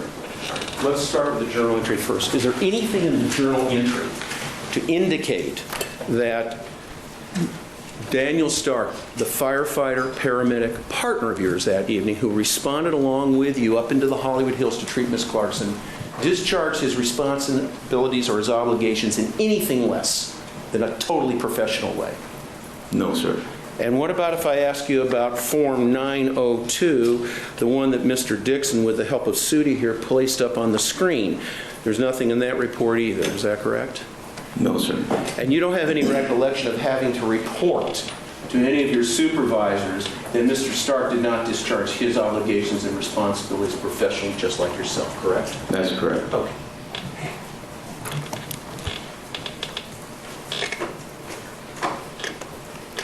Now, let's talk about what happens when you and a partner respond to a situation just like you did on the evening of December 24th of 2001, okay? Okay. As I understand from your testimony, you share your responsibilities, isn't that correct? That's correct. And it's not really like an employer and employee or a boss and employee. You work together, right? Correct. And you work together to discharge your obligations and responsibilities for the betterment of the patient, yes? Correct. Do you have any recollection as you sit here today that that didn't take place when you responded to the Hollywood Hills to help Miss Clarkson? There's no recollection that we were negligent in any way. Correct. You did a very professional job, you and Mr. Stark, isn't that correct? Yes, sir. And as you think back on it, and now you've had some time, as Mr. Dixon said, since Ms. Tyndall visited you, and you think back upon it, you can't find that you and Mr. Stark did anything less than professional to help Miss Clarkson that night. Isn't that correct? Correct. Now, we know, because you've told us so, and we've also had an opportunity to go back in time and listen, that Miss Clarkson had one heck of a pair of injuries that night, didn't she? That's correct. And tell us a little bit about that. What is your recollection? And if you need to refresh your memory by looking at either the report or the journal, or just let the judge know, and he'll either say yay or nay, okay? I'm sorry, to look at the report? Yeah, if you need to. I'm going to ask you a few questions here. Tell us as best you can, describe as best you can, what kind of injury she actually had that evening. May I look at the report? Yes, you may. Thank you, Your Honor. I'm going to refer to the journal entry. It mimics the 902M, but it's much more clear. Your Honor, may I for me to be able to just see. I don't have Yes, a copy. that's fine. No, you take it. Okay. You're going to be testifying, not me. Okay, let's take a look at that, and if you don't mind, I'll just look over your shoulder, okay? That's fine, sir. Why don't you just share with the jury exactly what your words were that you wrote down back on December 24th of 2001 about the extent, the severity, and the pain of those injuries for Miss Clarkson. What I specifically wrote was Clarkson, Lana, 39-year-old female, complaining of slip and fall, ground level, fracture to both wrists, slight deformity to left, and more to the right, which is alert and oriented ×4 with no KO. Good pulse-motor sensation by 4 distal to the fracture, pre and post splint. 0 other trauma, no neck or back pain. We administered O2, a saline lock, morphine ×10 milligrams, and transported the patient to 139, which is Cedars Hospital. Okay, you hang on to that. You don't administer morphine. In fact, you don't even call the base hospital. You pull up, your two people pull up to like a two-way stop. You get there first, so it's the other. The other guy, Rosen's gotten there first. You get there second, so you're like, oh yeah, he got there first, so it's to a full stop. So it's his turn to tow, and then he waves you on, and then he's like, no, go ahead, no, go. No, how about you just follow the rules, you fucking asshole? To ask for the administration of morphine in every case, do you? No, sir. You have to be careful with morphine, don't you? Correct. If you give too much morphine, if you push too much of that morphine through that IV into that person's vein, tell the jury what can happen. Oh shit! Somehow turned it down. It has Sorry the about potential that. for knocking out a person's respiratory drive. I've got mad. And then you've really got problems, correct? Thanks for Yes, hollering sir. out. Much bigger problems than you had for whatever you were administering the morphine for. Yes, sir. That didn't happen here because you made an assessment You asked the base hospital for... Earlier, I muted permission. myself pretty good, They gave so it to you. there's that. And based on the fact that you've done this many times before, and you've experienced it many times before, and you're a veteran at this, you administered the morphine properly, didn't you? Correct. And that problem didn't even arise, did it? Correct. And in fact, you and Daniel, firefighter Stark, ultimately got Miss Clarkson, I think you said it was base 139, am I correct? Correct. Okay, and that is Cedars-Sinai Hospital over on Beverly Boulevard. Correct. Okay, by La Cienega and Beverly, correct? Yes, sir. Now, let me ask you this. Mr. Dixon asked you about this ethanol and this drugs, and I want to talk to you a little bit about that. May we? Okay. Now, your source of information as to whether or not Ms. Clarkson had consumed any alcohol, let's just start with alcohol and then we'll talk about drugs, okay? Is basically two forms. One is what she tells you, correct? Correct. Or I guess it's three forms. What she tells you. Yes. Well, maybe it's more now that I think of it. What she tells you, what you observe, what others may tell you, or what the totality of those observations may be. Is that a fair statement? Yes. Okay. Now, Ms. Clarkson, strike that. Before you start to treat somebody, you have a protocol, isn't that correct? Yes. And the protocol includes gaining information, personal history information, medical history information, isn't that correct? Yes. And that can be very important in terms of how you decide to treat that particular individual, correct? Yes. I mean, the truth of it is, your title is firefighter / paramedic, but you are the person at that moment who is administering the medical care for that patient. You're like a doctor in the field, aren't you? It's okay, you can say it. Somewhat, I guess. Well, let's put it this way. If you didn't administer to many of these patients who you took care of over the years, they would have died, correct? Some of them, yes. And that didn't happen because you treated them properly and got them to a hospital where a physician could treat them, correct? Correct. All right. Now, Ms. Clarkson, let's start with this. She was not in danger of losing her life over these injuries, is that correct? Correct. But she was in significant pain, isn't that true? Yes. As a matter of fact, I think when we were listening to the tape, right in the beginning, you described the problems as follows.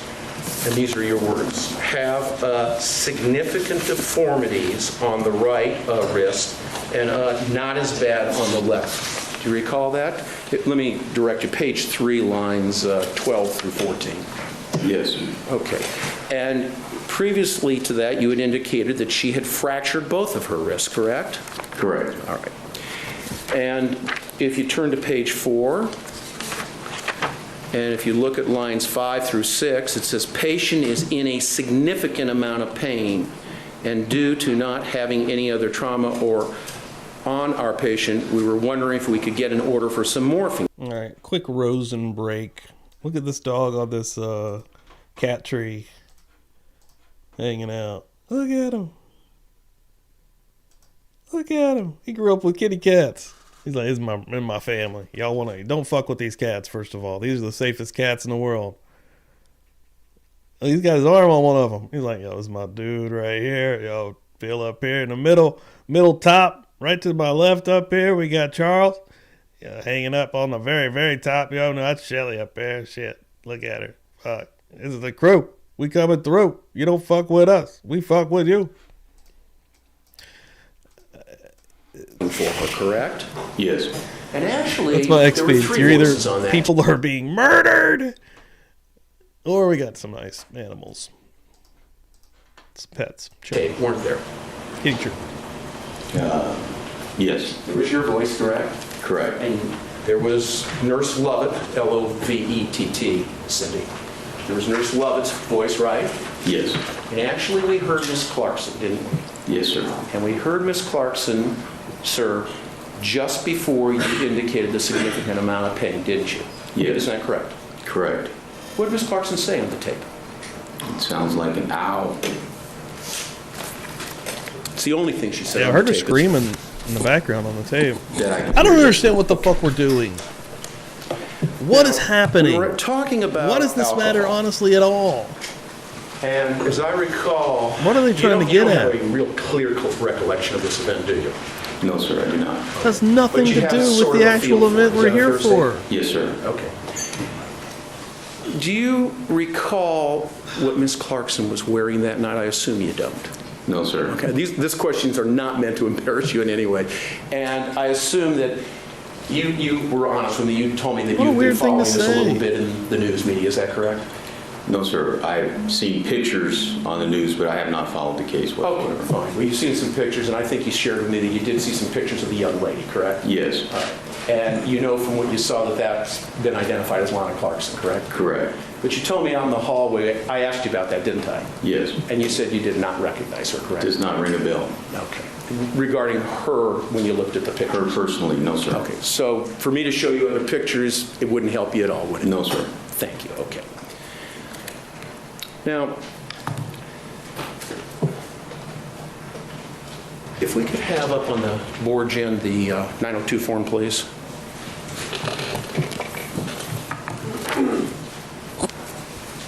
And can we focus particularly on the area that says level of severity down in the lower left-hand corner, where firefighter Liverpool was talking about the score 15. I don't get honestly, Nice and big, what please. relevance any of this has to do with Lana Clarkson dying in Phil Spector's house. Okay, On Mr. a completely Dixon, different date and different he spent a circumstance. fair amount of time with you talking about this one particular Or area going over her on breaking the her wrist dancing, Amer- and she tripped emergency over a medical rug service report form. and You had to remember go that? and get medical Yes. attention. What's All right, we're talking happening? about the same form here. So let's take a moment Why? and look at this level of severity. Now, you said she scored a 15, which I think you used the word, if I'm wrong. Tell I'm me. sure I'm missing Odd, something. Correct? I'm not sure I used that word, but yes, she's. Okay. That's the highest score you can receive. Correct. And that was for eyes, motor, and verbal, correct? Correct. A 4, a 5, and a 6. Correct. Not necessarily in that order. That's fine. Okay.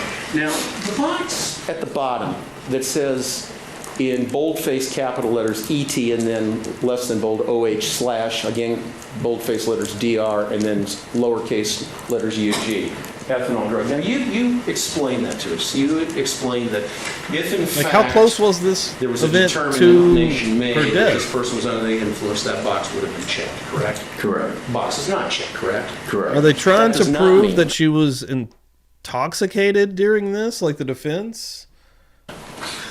That the patient Saying she's clumsy? hadn't consumed alcohol, correct? Correct. She may have, right? Yes, sir. You don't have a recollection one way or the other, do you? No, sir, I do not. Okay. And as I understand it, all of the handwriting on this exhibit, which is defendant's Your Honor, E to the fourth power, we've changed, because none of us can say what the judge can say regarding these sextuples and things. Okay, E to the fourth power, all the handwriting. Oh, God, he's changing! He's changing! Cursive writing and the printing. Starts That's ripping all out of his yours. flesh, turning into the Yes, true sir. demon that he is, hiding You inside don't- of himself. As you look at that exhibit, and please Straight feel from free to use the one that's bowels on the of same hell. witness stand, 'cause it's much closer to you. When you look at this exhibit, you don't see any handwriting, cursive, printing, or otherwise, that's anybody else's handwriting but yours, right? Correct. And I believe, is your signature not on here, sir? Yes, it is. Okay, may I approach you? Yes. And just so we're marking the same place on the form, would you just show me, I was going to say, it's this right up here. Yes, yes, sir. There's only one spot for signature from between the paramedics. Okay. I'm looking at it, I can't read it very well. You're certainly not a doctor in disguise as a firefighter or paramedic, are I wouldn't you? be able to read it either way. Well, I was going to say, with this signature, you had to go to medical school. Okay, but that is Oh, your another signature, joke right? by Rosen that didn't Indicated land. for They the never record, Your land. Honor, No one actually ever laughs. It's always an Mr. awkwardness Liverpool's after. signature that Only I he can't laughs. read about a third of the way. Oh my God, he's still Okay. going. All right. You see that look? He looked at him like, So you what we learned from this, fucking, if I what are you understand doing? correctly, sir, is that, Who do you in think you fact, are? Get away Mr. from me. Stark did not fill any of this out. Is that correct? He did not. Okay. And that's not unusual, is it? It is not. That was your responsibility that evening, correct? That is correct. Okay. And as I understand Gotta give the it, goal call, and there you he did not comes. start the IV that night. Your partner did. Is that right? That is correct. Okay. And he had to start that IV. He had to talk to her and interact with her before he did. Isn't that correct? Correct. Okay. And we don't find any of his observations on the official F902 report. Isn't that true? That's He's correct. crazy, bro. Now let's talk about the drugs for a moment.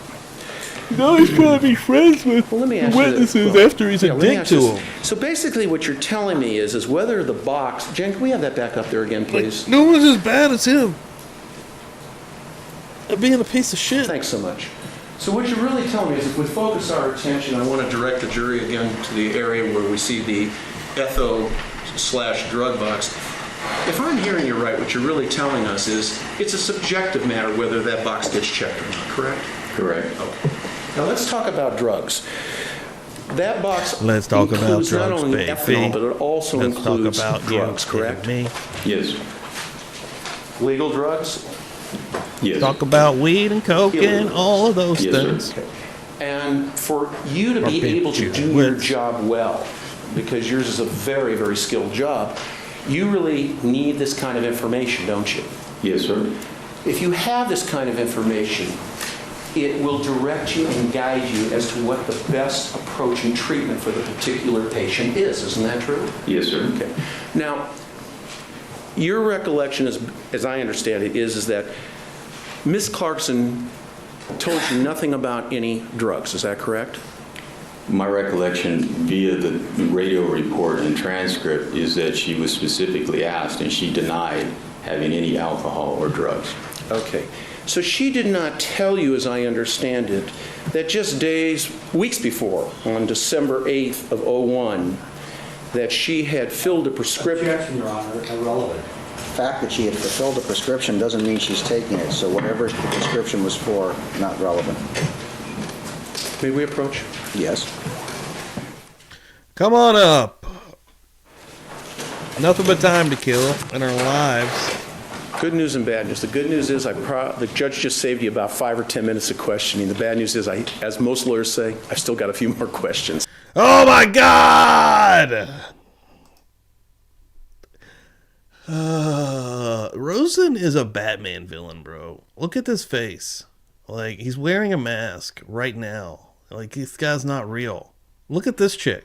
She's like, is he really still up here making fucking jokes? This guy's even like, God in heaven. Phil, of course, is not paying any attention. Phil's in his own world. And Linda's probably not listening at all. She's already doing her own thing. My fucking God. And they're not laughing at him. Hold on. Someone else just said something that they're actually laughing at and looking at him. I think the witness said something.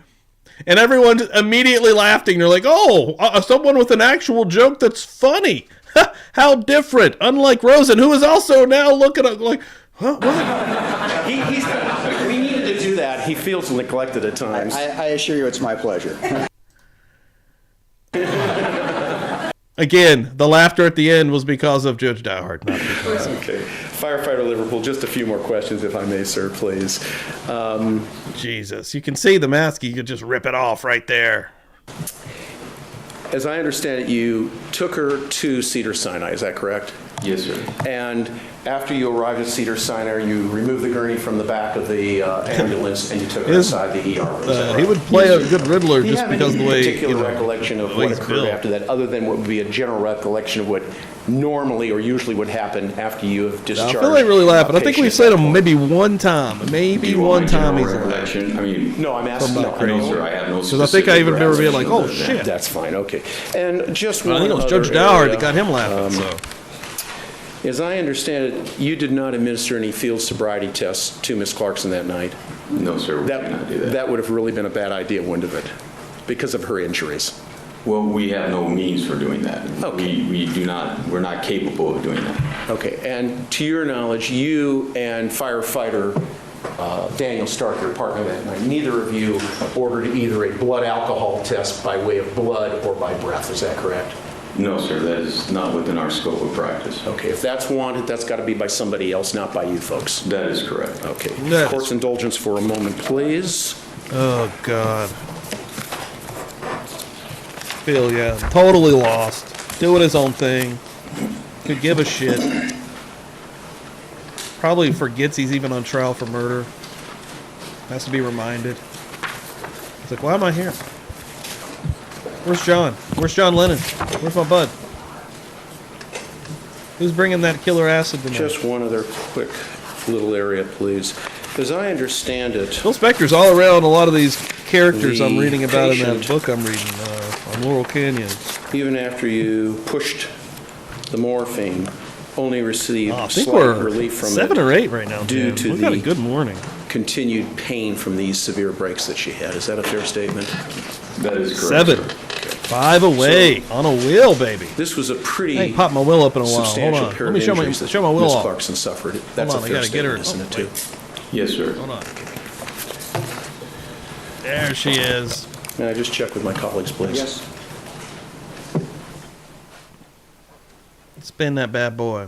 I got to get a new marker. Somebody's got to remind me. I don't know what to do. Thank you, Your Honor. Nothing further. Thank you. Redirect. Today. I'm putting it on my shopping list right now. I'm going shopping today. I think you told Mr. Rosen that you had to be careful with morphine, is that correct? Yes, sir. And in response to Nurse Lovett's question about whether or not Lana Looks Clarkson like a had been non-permanent, drinking, yeah, your white response bird. on the tape that we heard White was, bird she does marker, not if I can appear to find be it. under White any bird. influence. Isn't that what you said? That is correct. Taking Lana Clarkson to the hospital after the injury. Yes, sir. And you, by any influence, you meant alcohol or drug, correct? Correct, sir. At the time, you'd been a paramedic for how many years?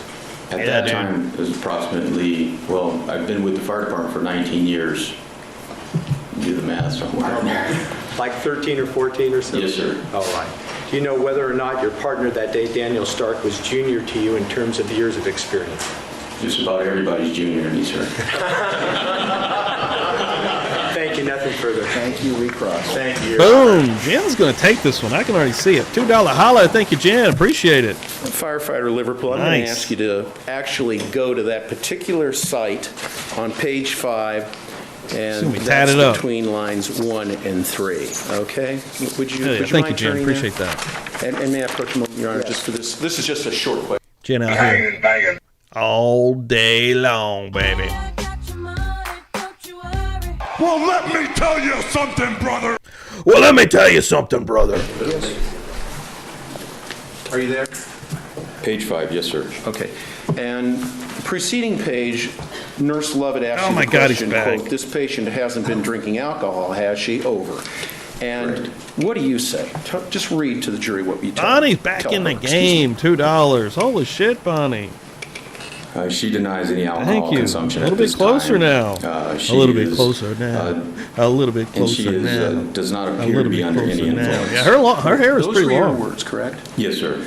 So what you told Nurse Lovett at Base Hospital was that she, meaning Ms. Bonnie, thank you. Clarkson, denied the consumption of any alcohol, correct? Yes, sir. And your words were that to you, she did not appear to be under the influence. That's what you said, right? Yes, sir. You did not say that she was not under the influence of alcohol, correct? That is correct, sir. And I take it in your job, precision is very important, isn't it? Yes, sir. Not only in terms of how you administer care to patients, but also what you say during these transmissions, correct? Yes, sir. So you never affirmatively stated she wasn't under the influence, just that she didn't appear to be under the influence, and that's a difference, isn't it? Yes, sir. May I elaborate? Sure. If during that time, I have to go by the information that I have. As I said, we do not give a field sobriety test.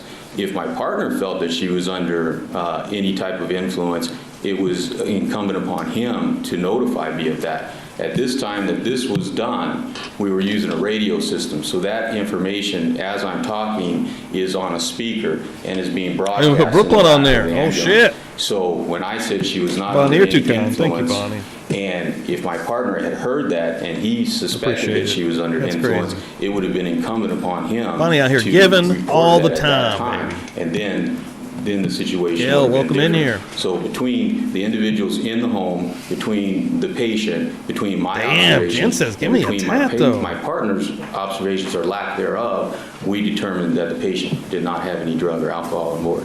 Now, let me just ask a couple of follow-up questions. You said that there was a speaker in the back of the ambulance, correct? Yes, sir. You were in the back of the 10, ambulance? 2 away. Lana Clarkson was in the Oh, we back. get a wheel Yes, sir. spin here this Mr. morning. Stark, Oh, shit. Parker, Micah drive. coming through. Not at this time, sir. Damn, right now, Jersey Jen coming through. I want a tat with a $2 holler, followed by Micah coming through with a 269 on episode 69. I love to see it. Let me get on this action too. We are now 1 away. We will, I'd imagine, get a wheel spin here. Holy shit. Thank you so much, guys. Man, let's go. Where we at? This is gun country. In gun country. That's where we're at, by God. I'll tell you right now. Are you crazy? Are you out of your mind? A little bit, sometimes. Yeah, that's right. We're about to get physical with this wheel now. That's a damn fine physical wheel I got over here on the shelf. Okay. Let me pull her out now. At the time that this... One more. At the time that you made this transmission, you don't know what Mr. Stark was, do you? I'm sorry? At the time that you made this statement, she denies any alcohol consumption at this time, and she does not appear to be under any influence. You cannot tell me where Mr. Stark was at that point. This is like 6 years ago, 7 years ago, right? That's correct. Thank you. Nothing further. Thank you. Thank you. Nothing further, Your Honor. Thank you. Subject to recall. Thank you for being 5 more minutes in this video, though, so something's going to be Keep in further. mind the admonition will be in recess for 15 Oh, minutes. shit. We'll take up a nap. Pokemon finishing it out. Boom. She wants a tat also. Gift out a membership, which I really love. Charlene getting that membership. And Charlene, if you're back there and you're hearing this, or you're watching on replay possibly, you are now a member of the Buzz Nation Book Club if you would like to be. Tuesday nights after the regular live, we meet up. We're currently reading The Stranger Beside Me. It's a good time. Pokemon, thank you so much. I appreciate that. We have an official will. Thank you very much. Boom. Boom. Boom. So let me hit you with one of these. Motherfucker. Well, one of those too. Welcome to the party, pal. Love it. Love it. We not messing around. I'm telling you like it is, baby. Nope. Oh, shit. Here we go again.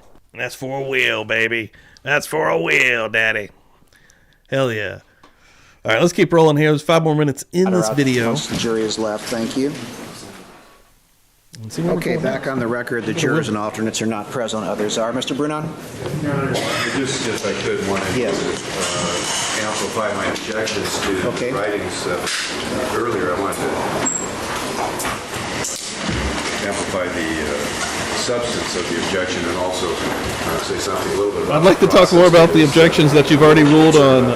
in terms of the substance, the document wasn't offered as an official record. There was no attestation, there's no certification, there's no showing of who maintains it. And in terms of it being the writing of a public official, it was prepared by someone we know is not a public official and is on an official form.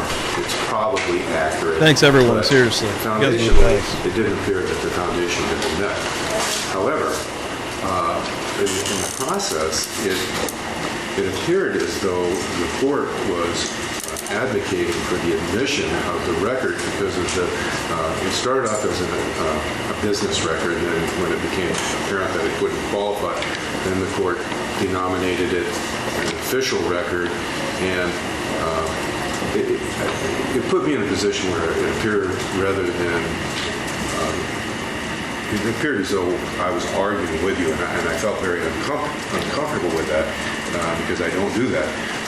You were laughing at his rulings. I remember what you did, and he got pissed off. Position on it and taking the position of an advocate for the document. Am I crazy? Because people didn't proffer any of these justifications. It was, the court doing it. And I just wanted to amplify my substance of objection and also bring to the court's attention that, that I wasn't arguing with the court, but it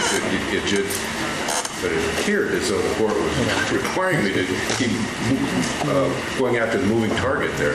So, Well, I certainly don't take it personally. As far as advocating, it's not. In my mind, if I think there's a basis for admissibility, I don't care what either party says, as long as I see a basis for it. Now, the problem, and I do agree with you to some degree, is whether this is a public employee. We had this discussion that it's a private employee acting in a quasi-public capacity. I don't think there's a code section that covers it. Frankly, we can short-circuit this. I believe the people, if you would just call somebody from Cedars to lay the foundation, that'll take care of it. If you care, if you don't, you don't. Because I'm not disagreeing with Mr. Brunon. This falls into a gray area because of the nature of what firefighter Liverpool testified to, because it's a public record, it's a county record, but I agree that the nurse who prepared it obviously is an employee of Cedars, so the question is there such a thing as a quasi-public official, if you will? and I don't even know if it's a public record. I thought it was maintained by the hospital. I thought they maintained it, but be that as it may, we're past that point. And I guess in the future... Why? twilight of our days here. If the basis of the ruling changes, if we are allowed to change the basis of our objection without it becoming argumentative, that's what... I mean, clearly, you were making your objections. I was replying to them. I don't think that's argumentative, but if you're concerned, I can say something to the jury. I don't care. I don't care. It's okay with me. It's not personal. Oh my God in heaven, what's happening? Judge Hart is the fucking best, right? Like, no. What are you whining about then? What are we doing? He offered you a solution, and you're like, nah, fuck, no, all right. I know it's not. That's why I'm bringing this up. Okay. Why are you bringing this up? Because it doesn't matter now, clearly. It's up to the people. The point's raised. It's an interesting point. It's up to you. I don't call witnesses. It'll take care of the problem, but again, it's your decision. We'll look into that. We also were talking at the break. We think, and we'll look back at the transcript, that Daniel Stark may have laid the foundation for this during his testimony. That's called by the defense. I have his testimony. I was looking at it before, but I didn't bother to look at the... I don't remember, Kat, on that guy. Foundation for these records, but I'll review it. It's in volume 39. Okay. Do you have another witness? We do. Is the court, just so I don't have to keep scratching my head. I thought you were hitting yourself. Is the court indicating, we don't want to have to call another witness. We're trying to curtail this. The jury's largely done with this case, I think. We're trying to get as clean a rebuttal case as we can.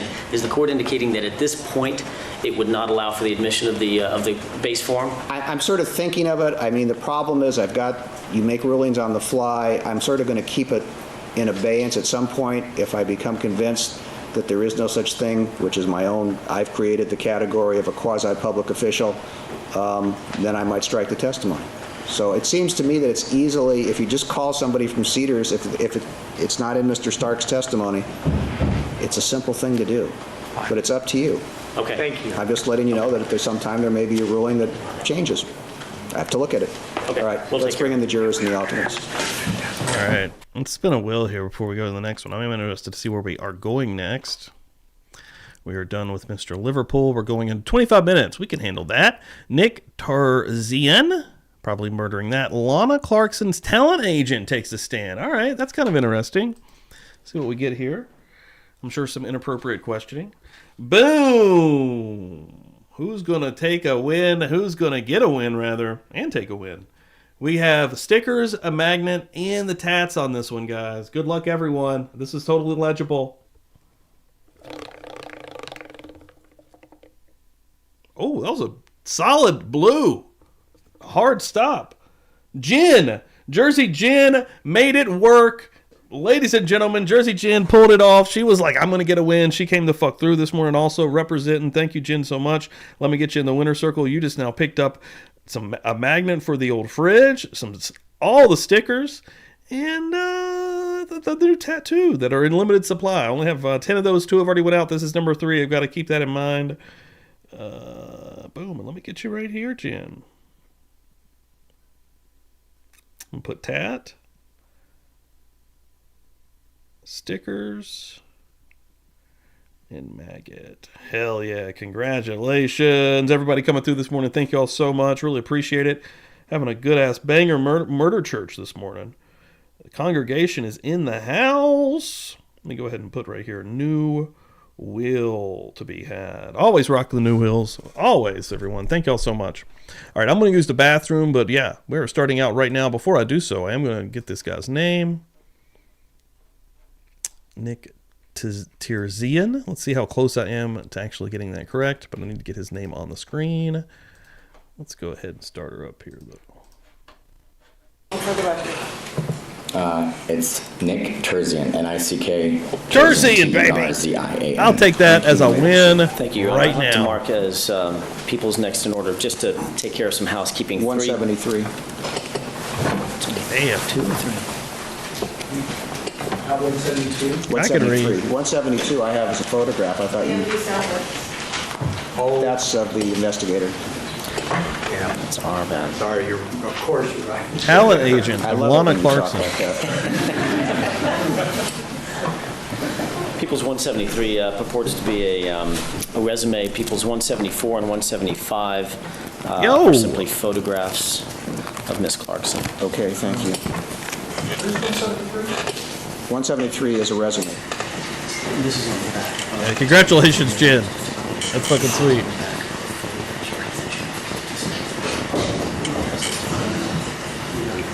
It's in a Unindicted co-conspirator. Welcome in here. It's it's looking a bit rough. Definitely need to update the wheel, but even more importantly than that, I need to update the marker. If I do, I'll get with you again through email. But if you've sent it to me in the past, I should be able to find it. Yo, Ann, welcome in here. Got some folks rolling through. Hell yeah. Thanks. Welcome in, guys. Having a good morning here. Hit that old like if you have not. All right. We're right back. May I proceed, Your Honor? Yes. Thank you. Mr. Terzian, thank you for joining us. Sorry for the delay. Tell us, first of all, what you do for a living, sir. I'm a talent agent, a SAG franchise talent agent. SAG franchise talent agent. Mm-hmm. And what is a SAG franchise talent agent? It's an agent who's franchised by the Guild, the Screen Actors Guild. Okay. How long have you been doing that, Mr. Terzian? Total amount of year, I would say 18 years. What's included in being a SAG franchise talent agent here in Los Angeles and Hollywood?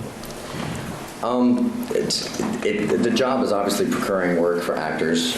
We also do, we have a print division also in our agency, so we also procure work in the modeling world too. So it's both in the on-camera commercial and the print industry. So we procure work for actors and models. And place them, obviously, get them in front of the casting directors, the casting offices, and get them potential jobs. Our job is to negotiate on their behalf and make our commission. These actors / models, sometimes they're the same folks, right? Oh, absolutely. These actors / models, you refer to them in the industry, the industry jargon would be your clients, correct? Absolutely, it's our clients. Is there normally some kind of a relationship that's built up between an agent and his or her clients? Yes, there is. I would say for the question's been answered. Okay, the answer is yes. So describe that for me, please. A relationship between an agent and a client is extremely important because we are their sounding board. We are giving them advice on a day-to-day basis. We are their therapist, their babysitter. We are giving them, a direction in their career, what they should be doing, not should be doing, potential, obviously, projects that they should be involved in or shouldn't be involved in. So it's a very, obviously, it's a very close relationship. You get to know them very well. Sir, can you just slow down just a bit so the court reporter can keep up with you? Sorry. I'm sorry, I talk fast. That's quite all right. I get that same criticism. With regard to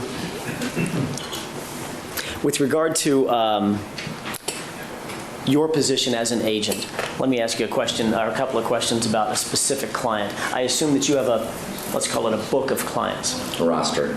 How large is your roster currently? Currently, it's close to 400 clients. And how large was your roster back in 2003, 2002, 2003? Probably close to maybe 250. Congratulations. Thanks. Did you know a person by the name of Lana Clarkson? Yes, I did. How did you know Lana? I was her agent. How long had you been her agent as of 2003? As of 2003, I had worked with Lana approximately 11 years with a break, I would say someplace in about a year and a half. There was a break there when I had left the previous agency I worked at and opened up my own agency. You started representing Lana Clarkson in 1992 or I feel thereabouts? like this guy could have a little bit of a douchebag vibe. Without using any proper names, were you working at an agency that was not your own agency here in Los Angeles at that time? Correct. All right. Where was that agency? I could see that. It was based in Los Angeles. And Lana Clarkson was one of the clients that you represented as an agent working under the shingle, if you will, of a larger agency group, correct? Absolutely. At some point, Mr. Terzian, did you strike out on your own? I don't understand the question. Did you start your own firm? Yes, I did. When was that? November of 1999. And you currently have your own agency? Yes, I do. with employees Absolutely. and a book of some 400 clients, a roster of some 400 clients. It's also I think you've established what his roster is. All right. In 1992, how many clients were you handling in addition to Lana Clarkson when you first met Lana Clarkson and began representing her? It was myself and 2 other agents in the division. Non-responsive. Motion to strike. Overruled, it was responsive, I believe. All right, now you may proceed.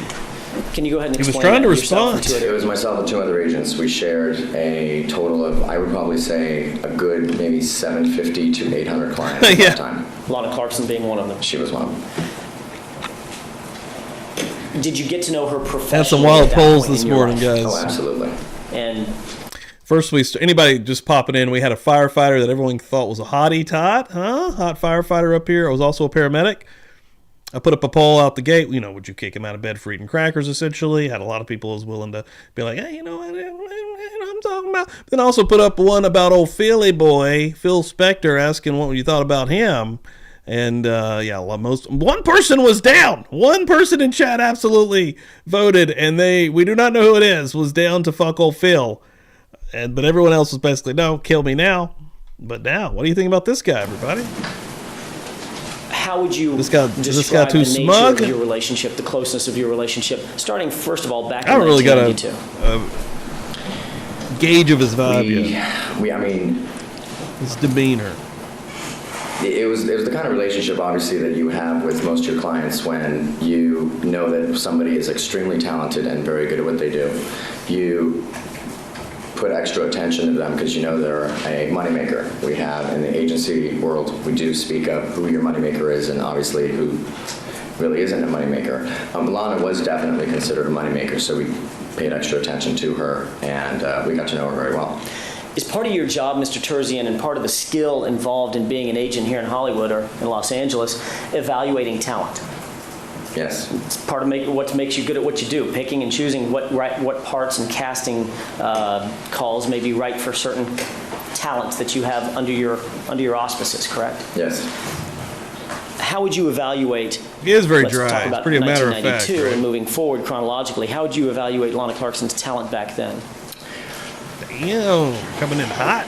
Lana came in. I like the kitty in the tinfoil hat. I remember also, Lana came in approximately. That would be a good shirt for us, actually. 1992, where I she need a little bit of tinfoil hat. bigger than life. Something.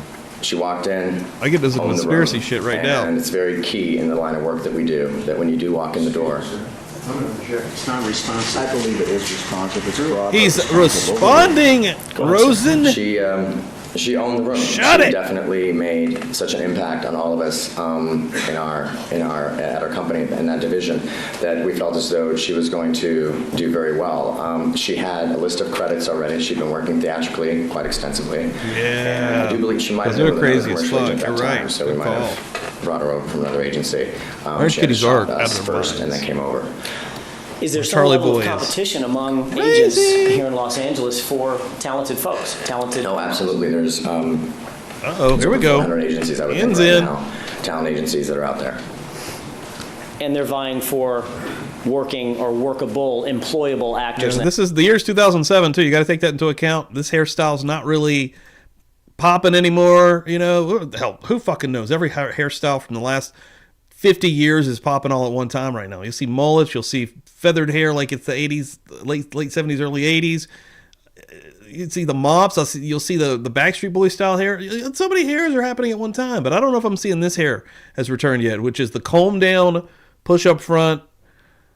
Normally I think about that as a douchey type haircut, personally. Actresses. Absolutely.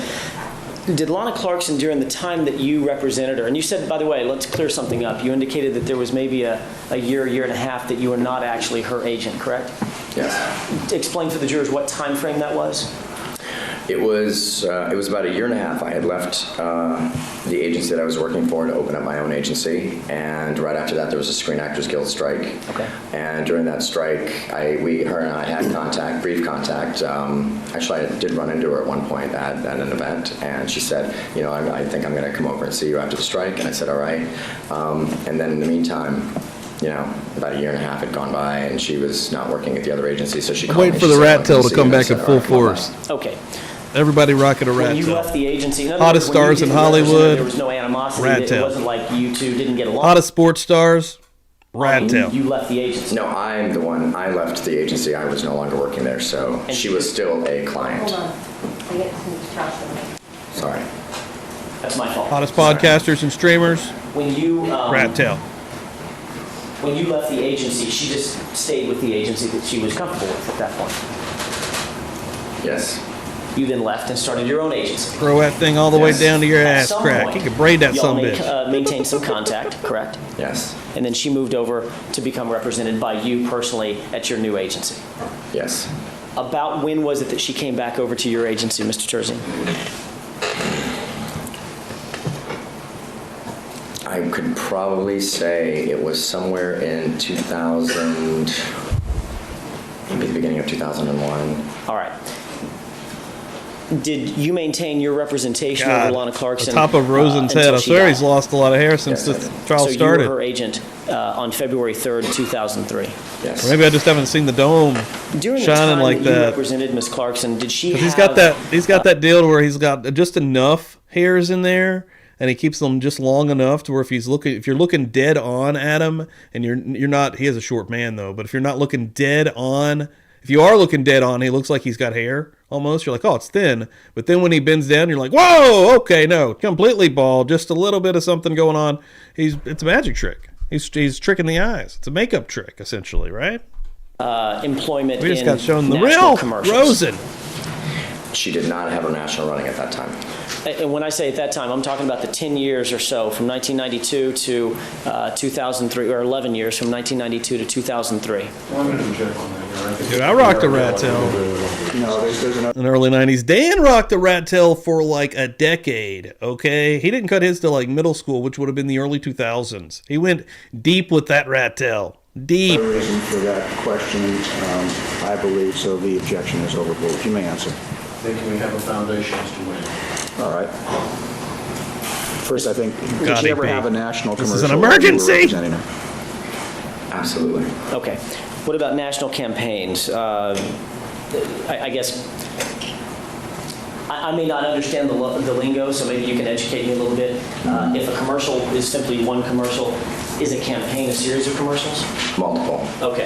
It would be a series of commercials, yeah. Okay. She, you said definitely had a national commercial running during the time that you represented her. Yeah, I had a rat tail in that because of 10-year Sting, period. the wrestler Sting, absolutely. not the Did she do singer. any TV during that 10-year period? Man called TV, as Sting. in film, television? Correct. I believe she did. It's She like did have 90, credits, 91 yes. he had Did she one, do which is any when I would have had during one, that probably Yes, she 91, did. Did she honestly. do print ads I didn't during have that one period? until Yes, she did. Did she that do long at modeling all. during that period? I Yes, do she have a did. lot of Did new she do merch, theater during that Sinead. period? I believe she did. And Showed off during after the course this of your witness. representation, I got a how would really you cool describe conspiracy Lana one. Clarkson in that 10-year period insofar as her employability and her employment as an actor in Los Angeles? Extremely, extremely marketable. Show off that and new merch after this. Viable. A moneymaker, again.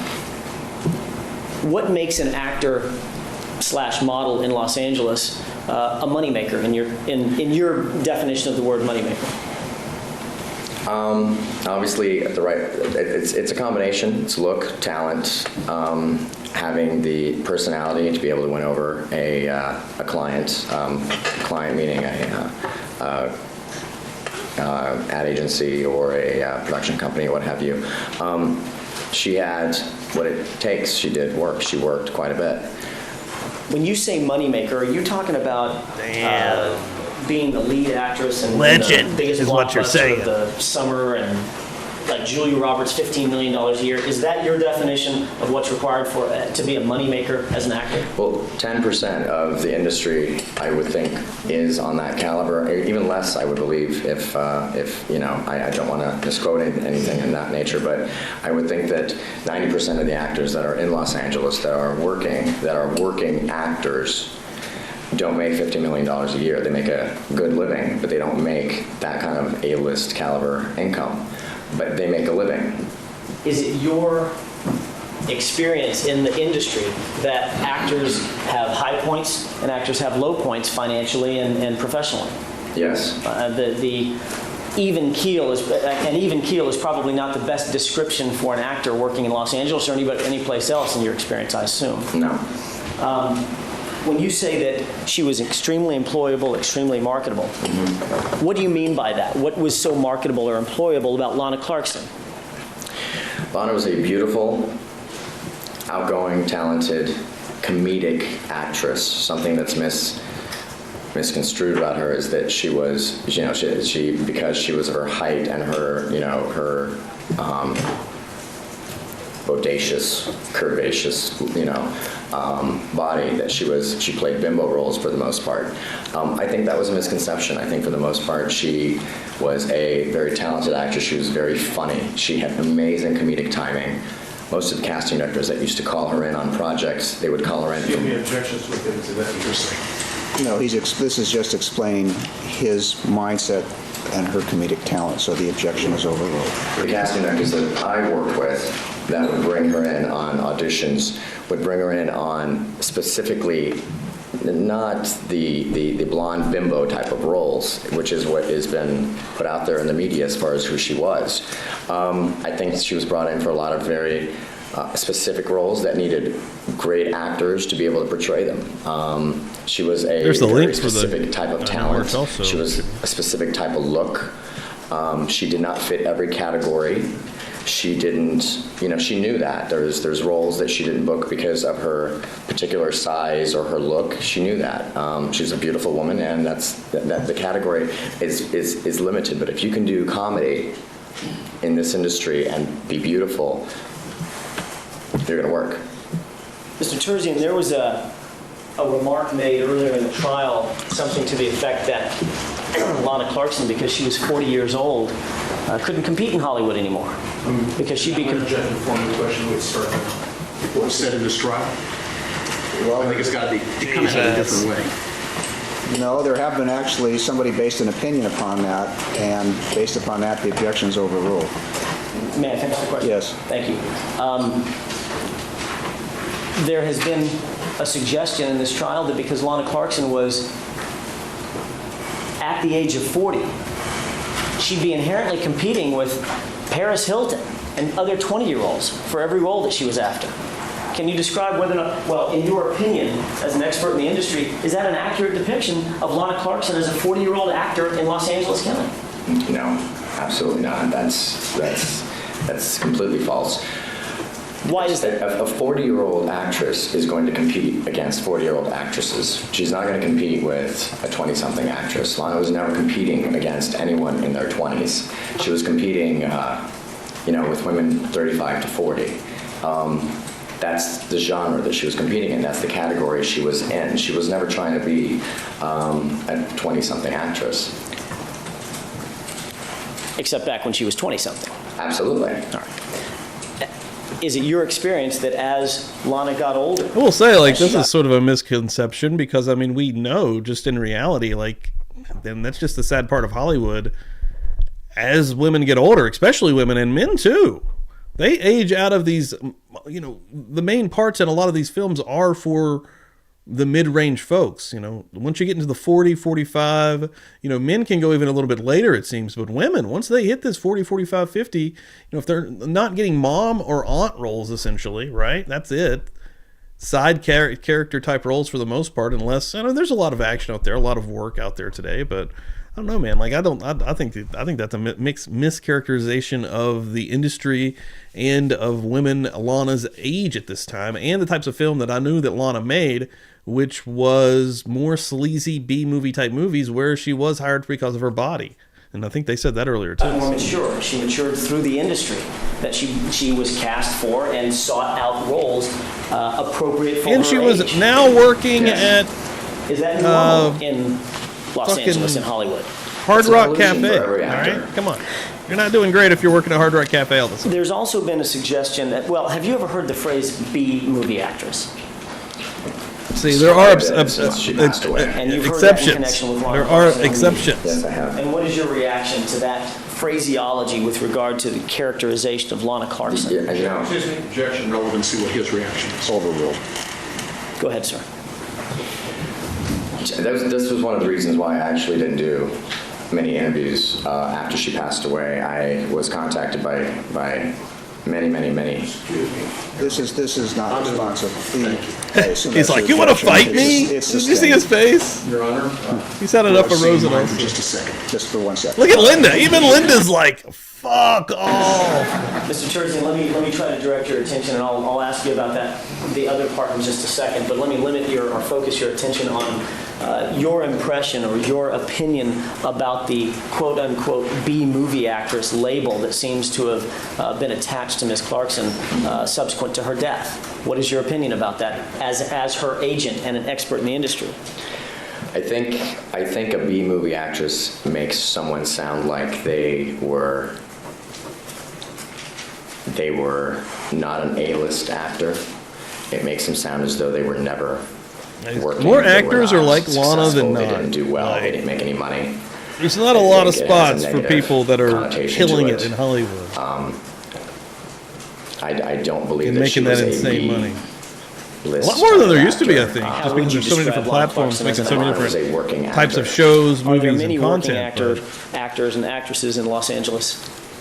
Many. This is what The norm would be Lana, which was not making a lot, and when she did have a hot period, it was when she was younger.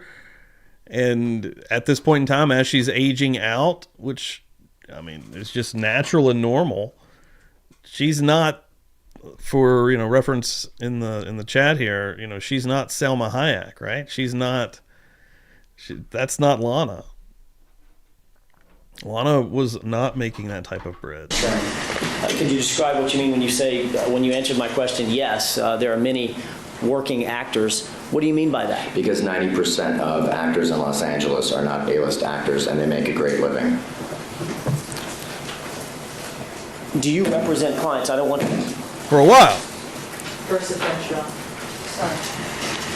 I don't want any names, Mr. Terzian. We're going to try to protect some names and privacy interests, okay? But do you represent certain clients that you consider to be working actors and actresses that, say, for instance, would be sitting right in this chair and nobody in this room would recognize them?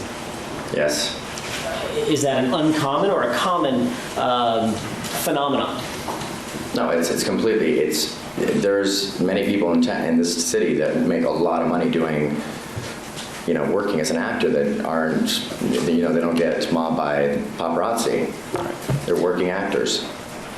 In your experience representing Lana Clarkson, was she a consistent moneymaker over the 10 years that you represented her? Yes, she was. She had a good career with us. Could you explain her work ethic, Mr. Terzian? Her work ethic was extremely professional. She would make every audition. She would be there early, if not on time. She dressed the part, looked the part. She was definitely, I can say to you that she put 150%. What is for those of us who are uninitiated, what is a casting? It's an audition. If I'm an actor and you're my agent, how does it work when I seek out a part? Do you call me and say, hey, Alan, I've got a part for you that you might fit? Or do I call you and say, hey, I read something in the trade magazines. Can you see if I can get an audition? Or is it a combination of both? It's the first one. I would for the most part contact you, let you know that there is a project that you'd be right for, and that we had pitched you or got an appointment for you through a casting office, and then we would send you in to see the casting office. I want to take you, if you will, if you'll move with me through time a little bit to a little time travel here with old Ajax. Let's go. And 2001, before Lana Clarkson's injuries. And as a foundational matter, let me just ask you, so nobody has any question about it. You knew that she injured her wrists? Yes, I did. In late 2001, so basically, ostensibly for the year of 2002, her wrists were badly injured. Yeah. Let's go before that, Mr. Terzian. During that, She wasn't going to be working around that time. I'm sorry, the months and years previous to her injury, was she pretty consistently going on castings?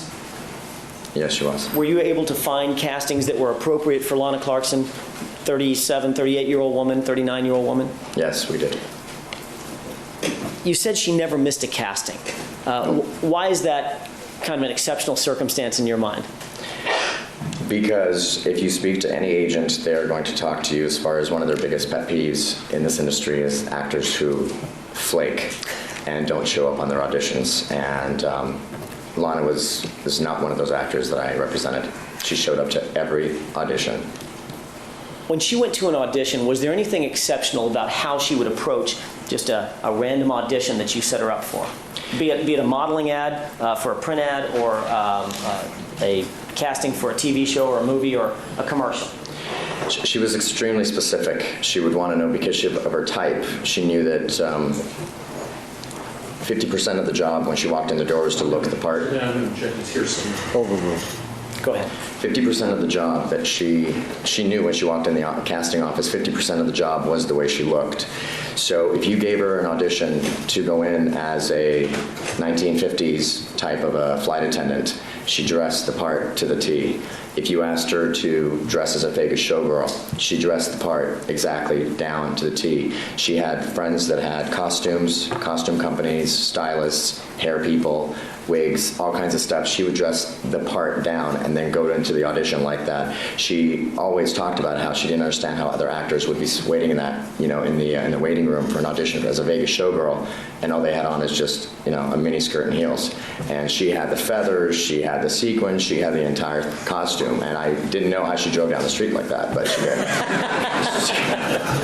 All right, at this point, we've reached our recess for the evening. Ladies and gentlemen, before I give you the admonition and we break, there's something that's been brought to my attention. Back when firefighter Liverpool was on the stand, Mr. Brunon was making some objections. It's been brought to my attention. It may have become pointed. If so, that's my responsibility. Mr. Brunon is just doing his job. And if it's happened with him or any other attorney, they're just doing their jobs. This is a long trial. You get worn down sometimes, and you don't know that you're reacting in a certain way, but that has nothing to do with the facts of the case. So it's a fact he may actually be right about that objection. We're still taking a look at it. So I don't want you in any way to think that he was doing anything inappropriate. With that in mind, keep in mind the admonition. He's the best judge, right? He's still just being a good-ass guy. We will resume at 9:30 Good-ass tomorrow morning, dude. and the witness is ordered to return at that time. Thank you, sir. Well, let's see what's next.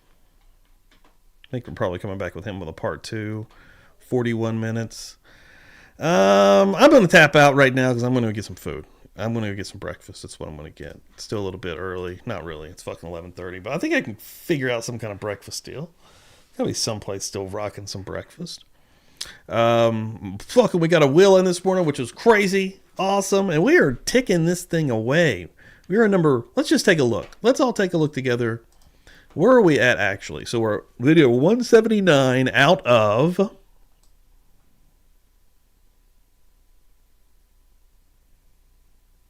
at this. 179 out of 244. So we are over halfway, but God, we still have so much left to go. We're right up here. Oh, dude. Terzian is going to be up here for quite a while. Holy shit.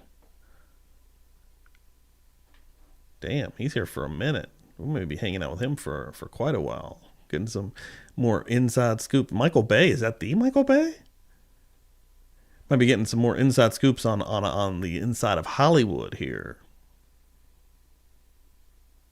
James Peck's returns. He was in here earlier. Michael Baden returns for some more stuff. Holy shit, he's there forever. Damn, he's here forever. Baden's there forever.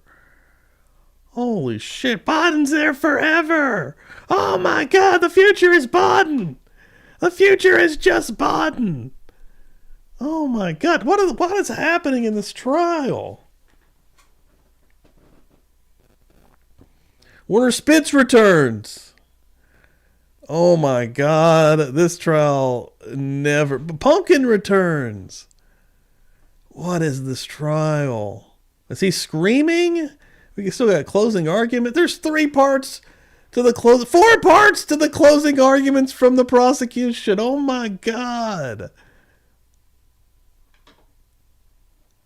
5 parts, 6 parts from the defense. Oh my God. Wow. We still have so much more. Holy crap. Yo! Documenting Austin coming in here. What's up? Whoa, my God. We have so much left to rock and roll with. Brunch, that's right. That's what I'm talking about. 65 to go. Thanks, CH, for crunching the numbers there for me. My God, dude, we're gonna be here into summer. I can already see it. Like it's gonna be we're already, what are we at, a year now? Coming up on a year. We were like at 10 months. We're coming up on a year, dude. I want to say June's a year. May or June 1. We're approaching an actual full year of covering this trial. Dude, nuts. God, it feels like it's going to be, for sure. Like, you may have to do a special all-day one. You know, we'll do a Sunday. We'll just hang all day when we start getting right down there to the end, huh? Because we'll be like, we got to get there. We got to make it. We got to make it. Oh, a year of Spector. If anybody's not paying attention, or if you're just randomly coming back through here and you haven't been hanging out a lot, go check out the live section, guys. Also, I do want to show them the Publicly Buzzed merch. That we got some new merch, but check out the live section. I've been doing some Charles Manson streams. I did 2 streams with Jack from Never a Truer Word within the last few weeks, and I had him analyzing a very rare Charles Manson interview that a lot of people aren't even aware of, and done by Nicholas Schreck, who at the time was married to the daughter of the Church of Satan, Anton LaVey. It's very interesting. He just kind of lets Charles Manson go off, and then since then I've kind of went down a rabbit hole of Charles Manson and those murders. And really kind of even the 60s. Like I'm kind of like branching out and getting a little bit deeper into even more than just the Manson family. But currently I am focusing on different types of murders. I did one stream on the tape murders and the individuals involved in that and the victims. And then last Tuesday, I did one on the Hinman murders, and then I'm going to be having another one coming up here very soon. It's going to be the Libyanka murders, and again, we're going to be breaking down again more characters, watching more interviews from the Manson family and Manson himself. So make sure you're subbed up, and we're going to continue to just do really cool content. This Friday night, Feral Friday, we always wind down on Friday nights. We're going to be coming through with Lisa, Miss Shorty's coming through, and Dandy Savage. We're going to be watching a movie called Evil Tunes that is going to blow your minds. It's going to be a really fun night. It's going to be really, really good. But real quick, take a look at this, guys. I got some new merch in here. The new Feral Friday shirt right here. Got a Feral Kitty on there. My favorite new shirt, of course. And we got a bunch of different colors. The Conspiracy shirt right here. Pretty fucking cool. Dandy Savage has some new merch in the shop right here. The yellow pop's pretty hard, actually. And then I got a dinosaur up in here also. I felt like he felt the vibe. But I got a bunch of cool shirts. And Dave just now wanted this one right here. The Buzz Nation shirt. Hell yeah. Bunch of cool shirts. If y'all ever do go to the site, just go to t-shirts and a bunch more will pop up that are in there. And then, you know, if you go back to the shop, here's all the new stuff. But yeah, go give it a look ski. You want to go into the summer looking cool, huh? The weather's getting nice. Night Stalker. Whoa, we could go into a little bit of Richard Ramirez. Maybe, dude. I haven't touched Richard Ramirez on this channel before, I don't think. That would be interesting. I've looked into his stuff before. Well, the way he was caught was crazy, right? By the fucking public nabbing him on the street in Los Angeles. We're doing the damn thing up in here, and we really got a channel going here. It's crazy. Also today, 3:45 p.m. Not only that, I got multiple channels going. Wrestle Plunge. Again, you're probably thinking, why the hell would I give a shit about Wrestle Plunge? I'm not a wrestling fan. Well, the stories that I tell over on Wrestle Plunge really aren't, it's not about wrestling matches. It's about drama. It's about real life incidents, horrific incidents. There's stories of sexual assault on there. There's beatings. There's robberies. Go check them out. Go check out my catalog over on Wrestle Plunge. Bada bing, bada boom. And right now, let me actually set you up to go over to Salty Sleuth. That's all that she is streaming here. And I think that she has a cool channel. And she does a lot of Brian Koberger stuff. Boom. So when you get over there, guys, tell them that the Buzz Nation has sent you in. And again, one more plug here. All new members that got membered up today because of the Great Buzz Nation come through Tuesday night, not only for another episode of Publicly Buzzed or Murder Church, but afterwards, the Buzz Nation Book Club. We're reading chapters 7 and 8 of The Stranger Beside Me, Ted Bundy book, and Rule. I got a lot of stuff going on right now, guys. So it's a hot period of time within Publicly Buzzed and the Buzz Nation, and it's a good week to be alive, baby. So kick this week's ass, kick today's ass. Thank you, everyone, for an amazing morning, and let's go. Love you guys. Boom.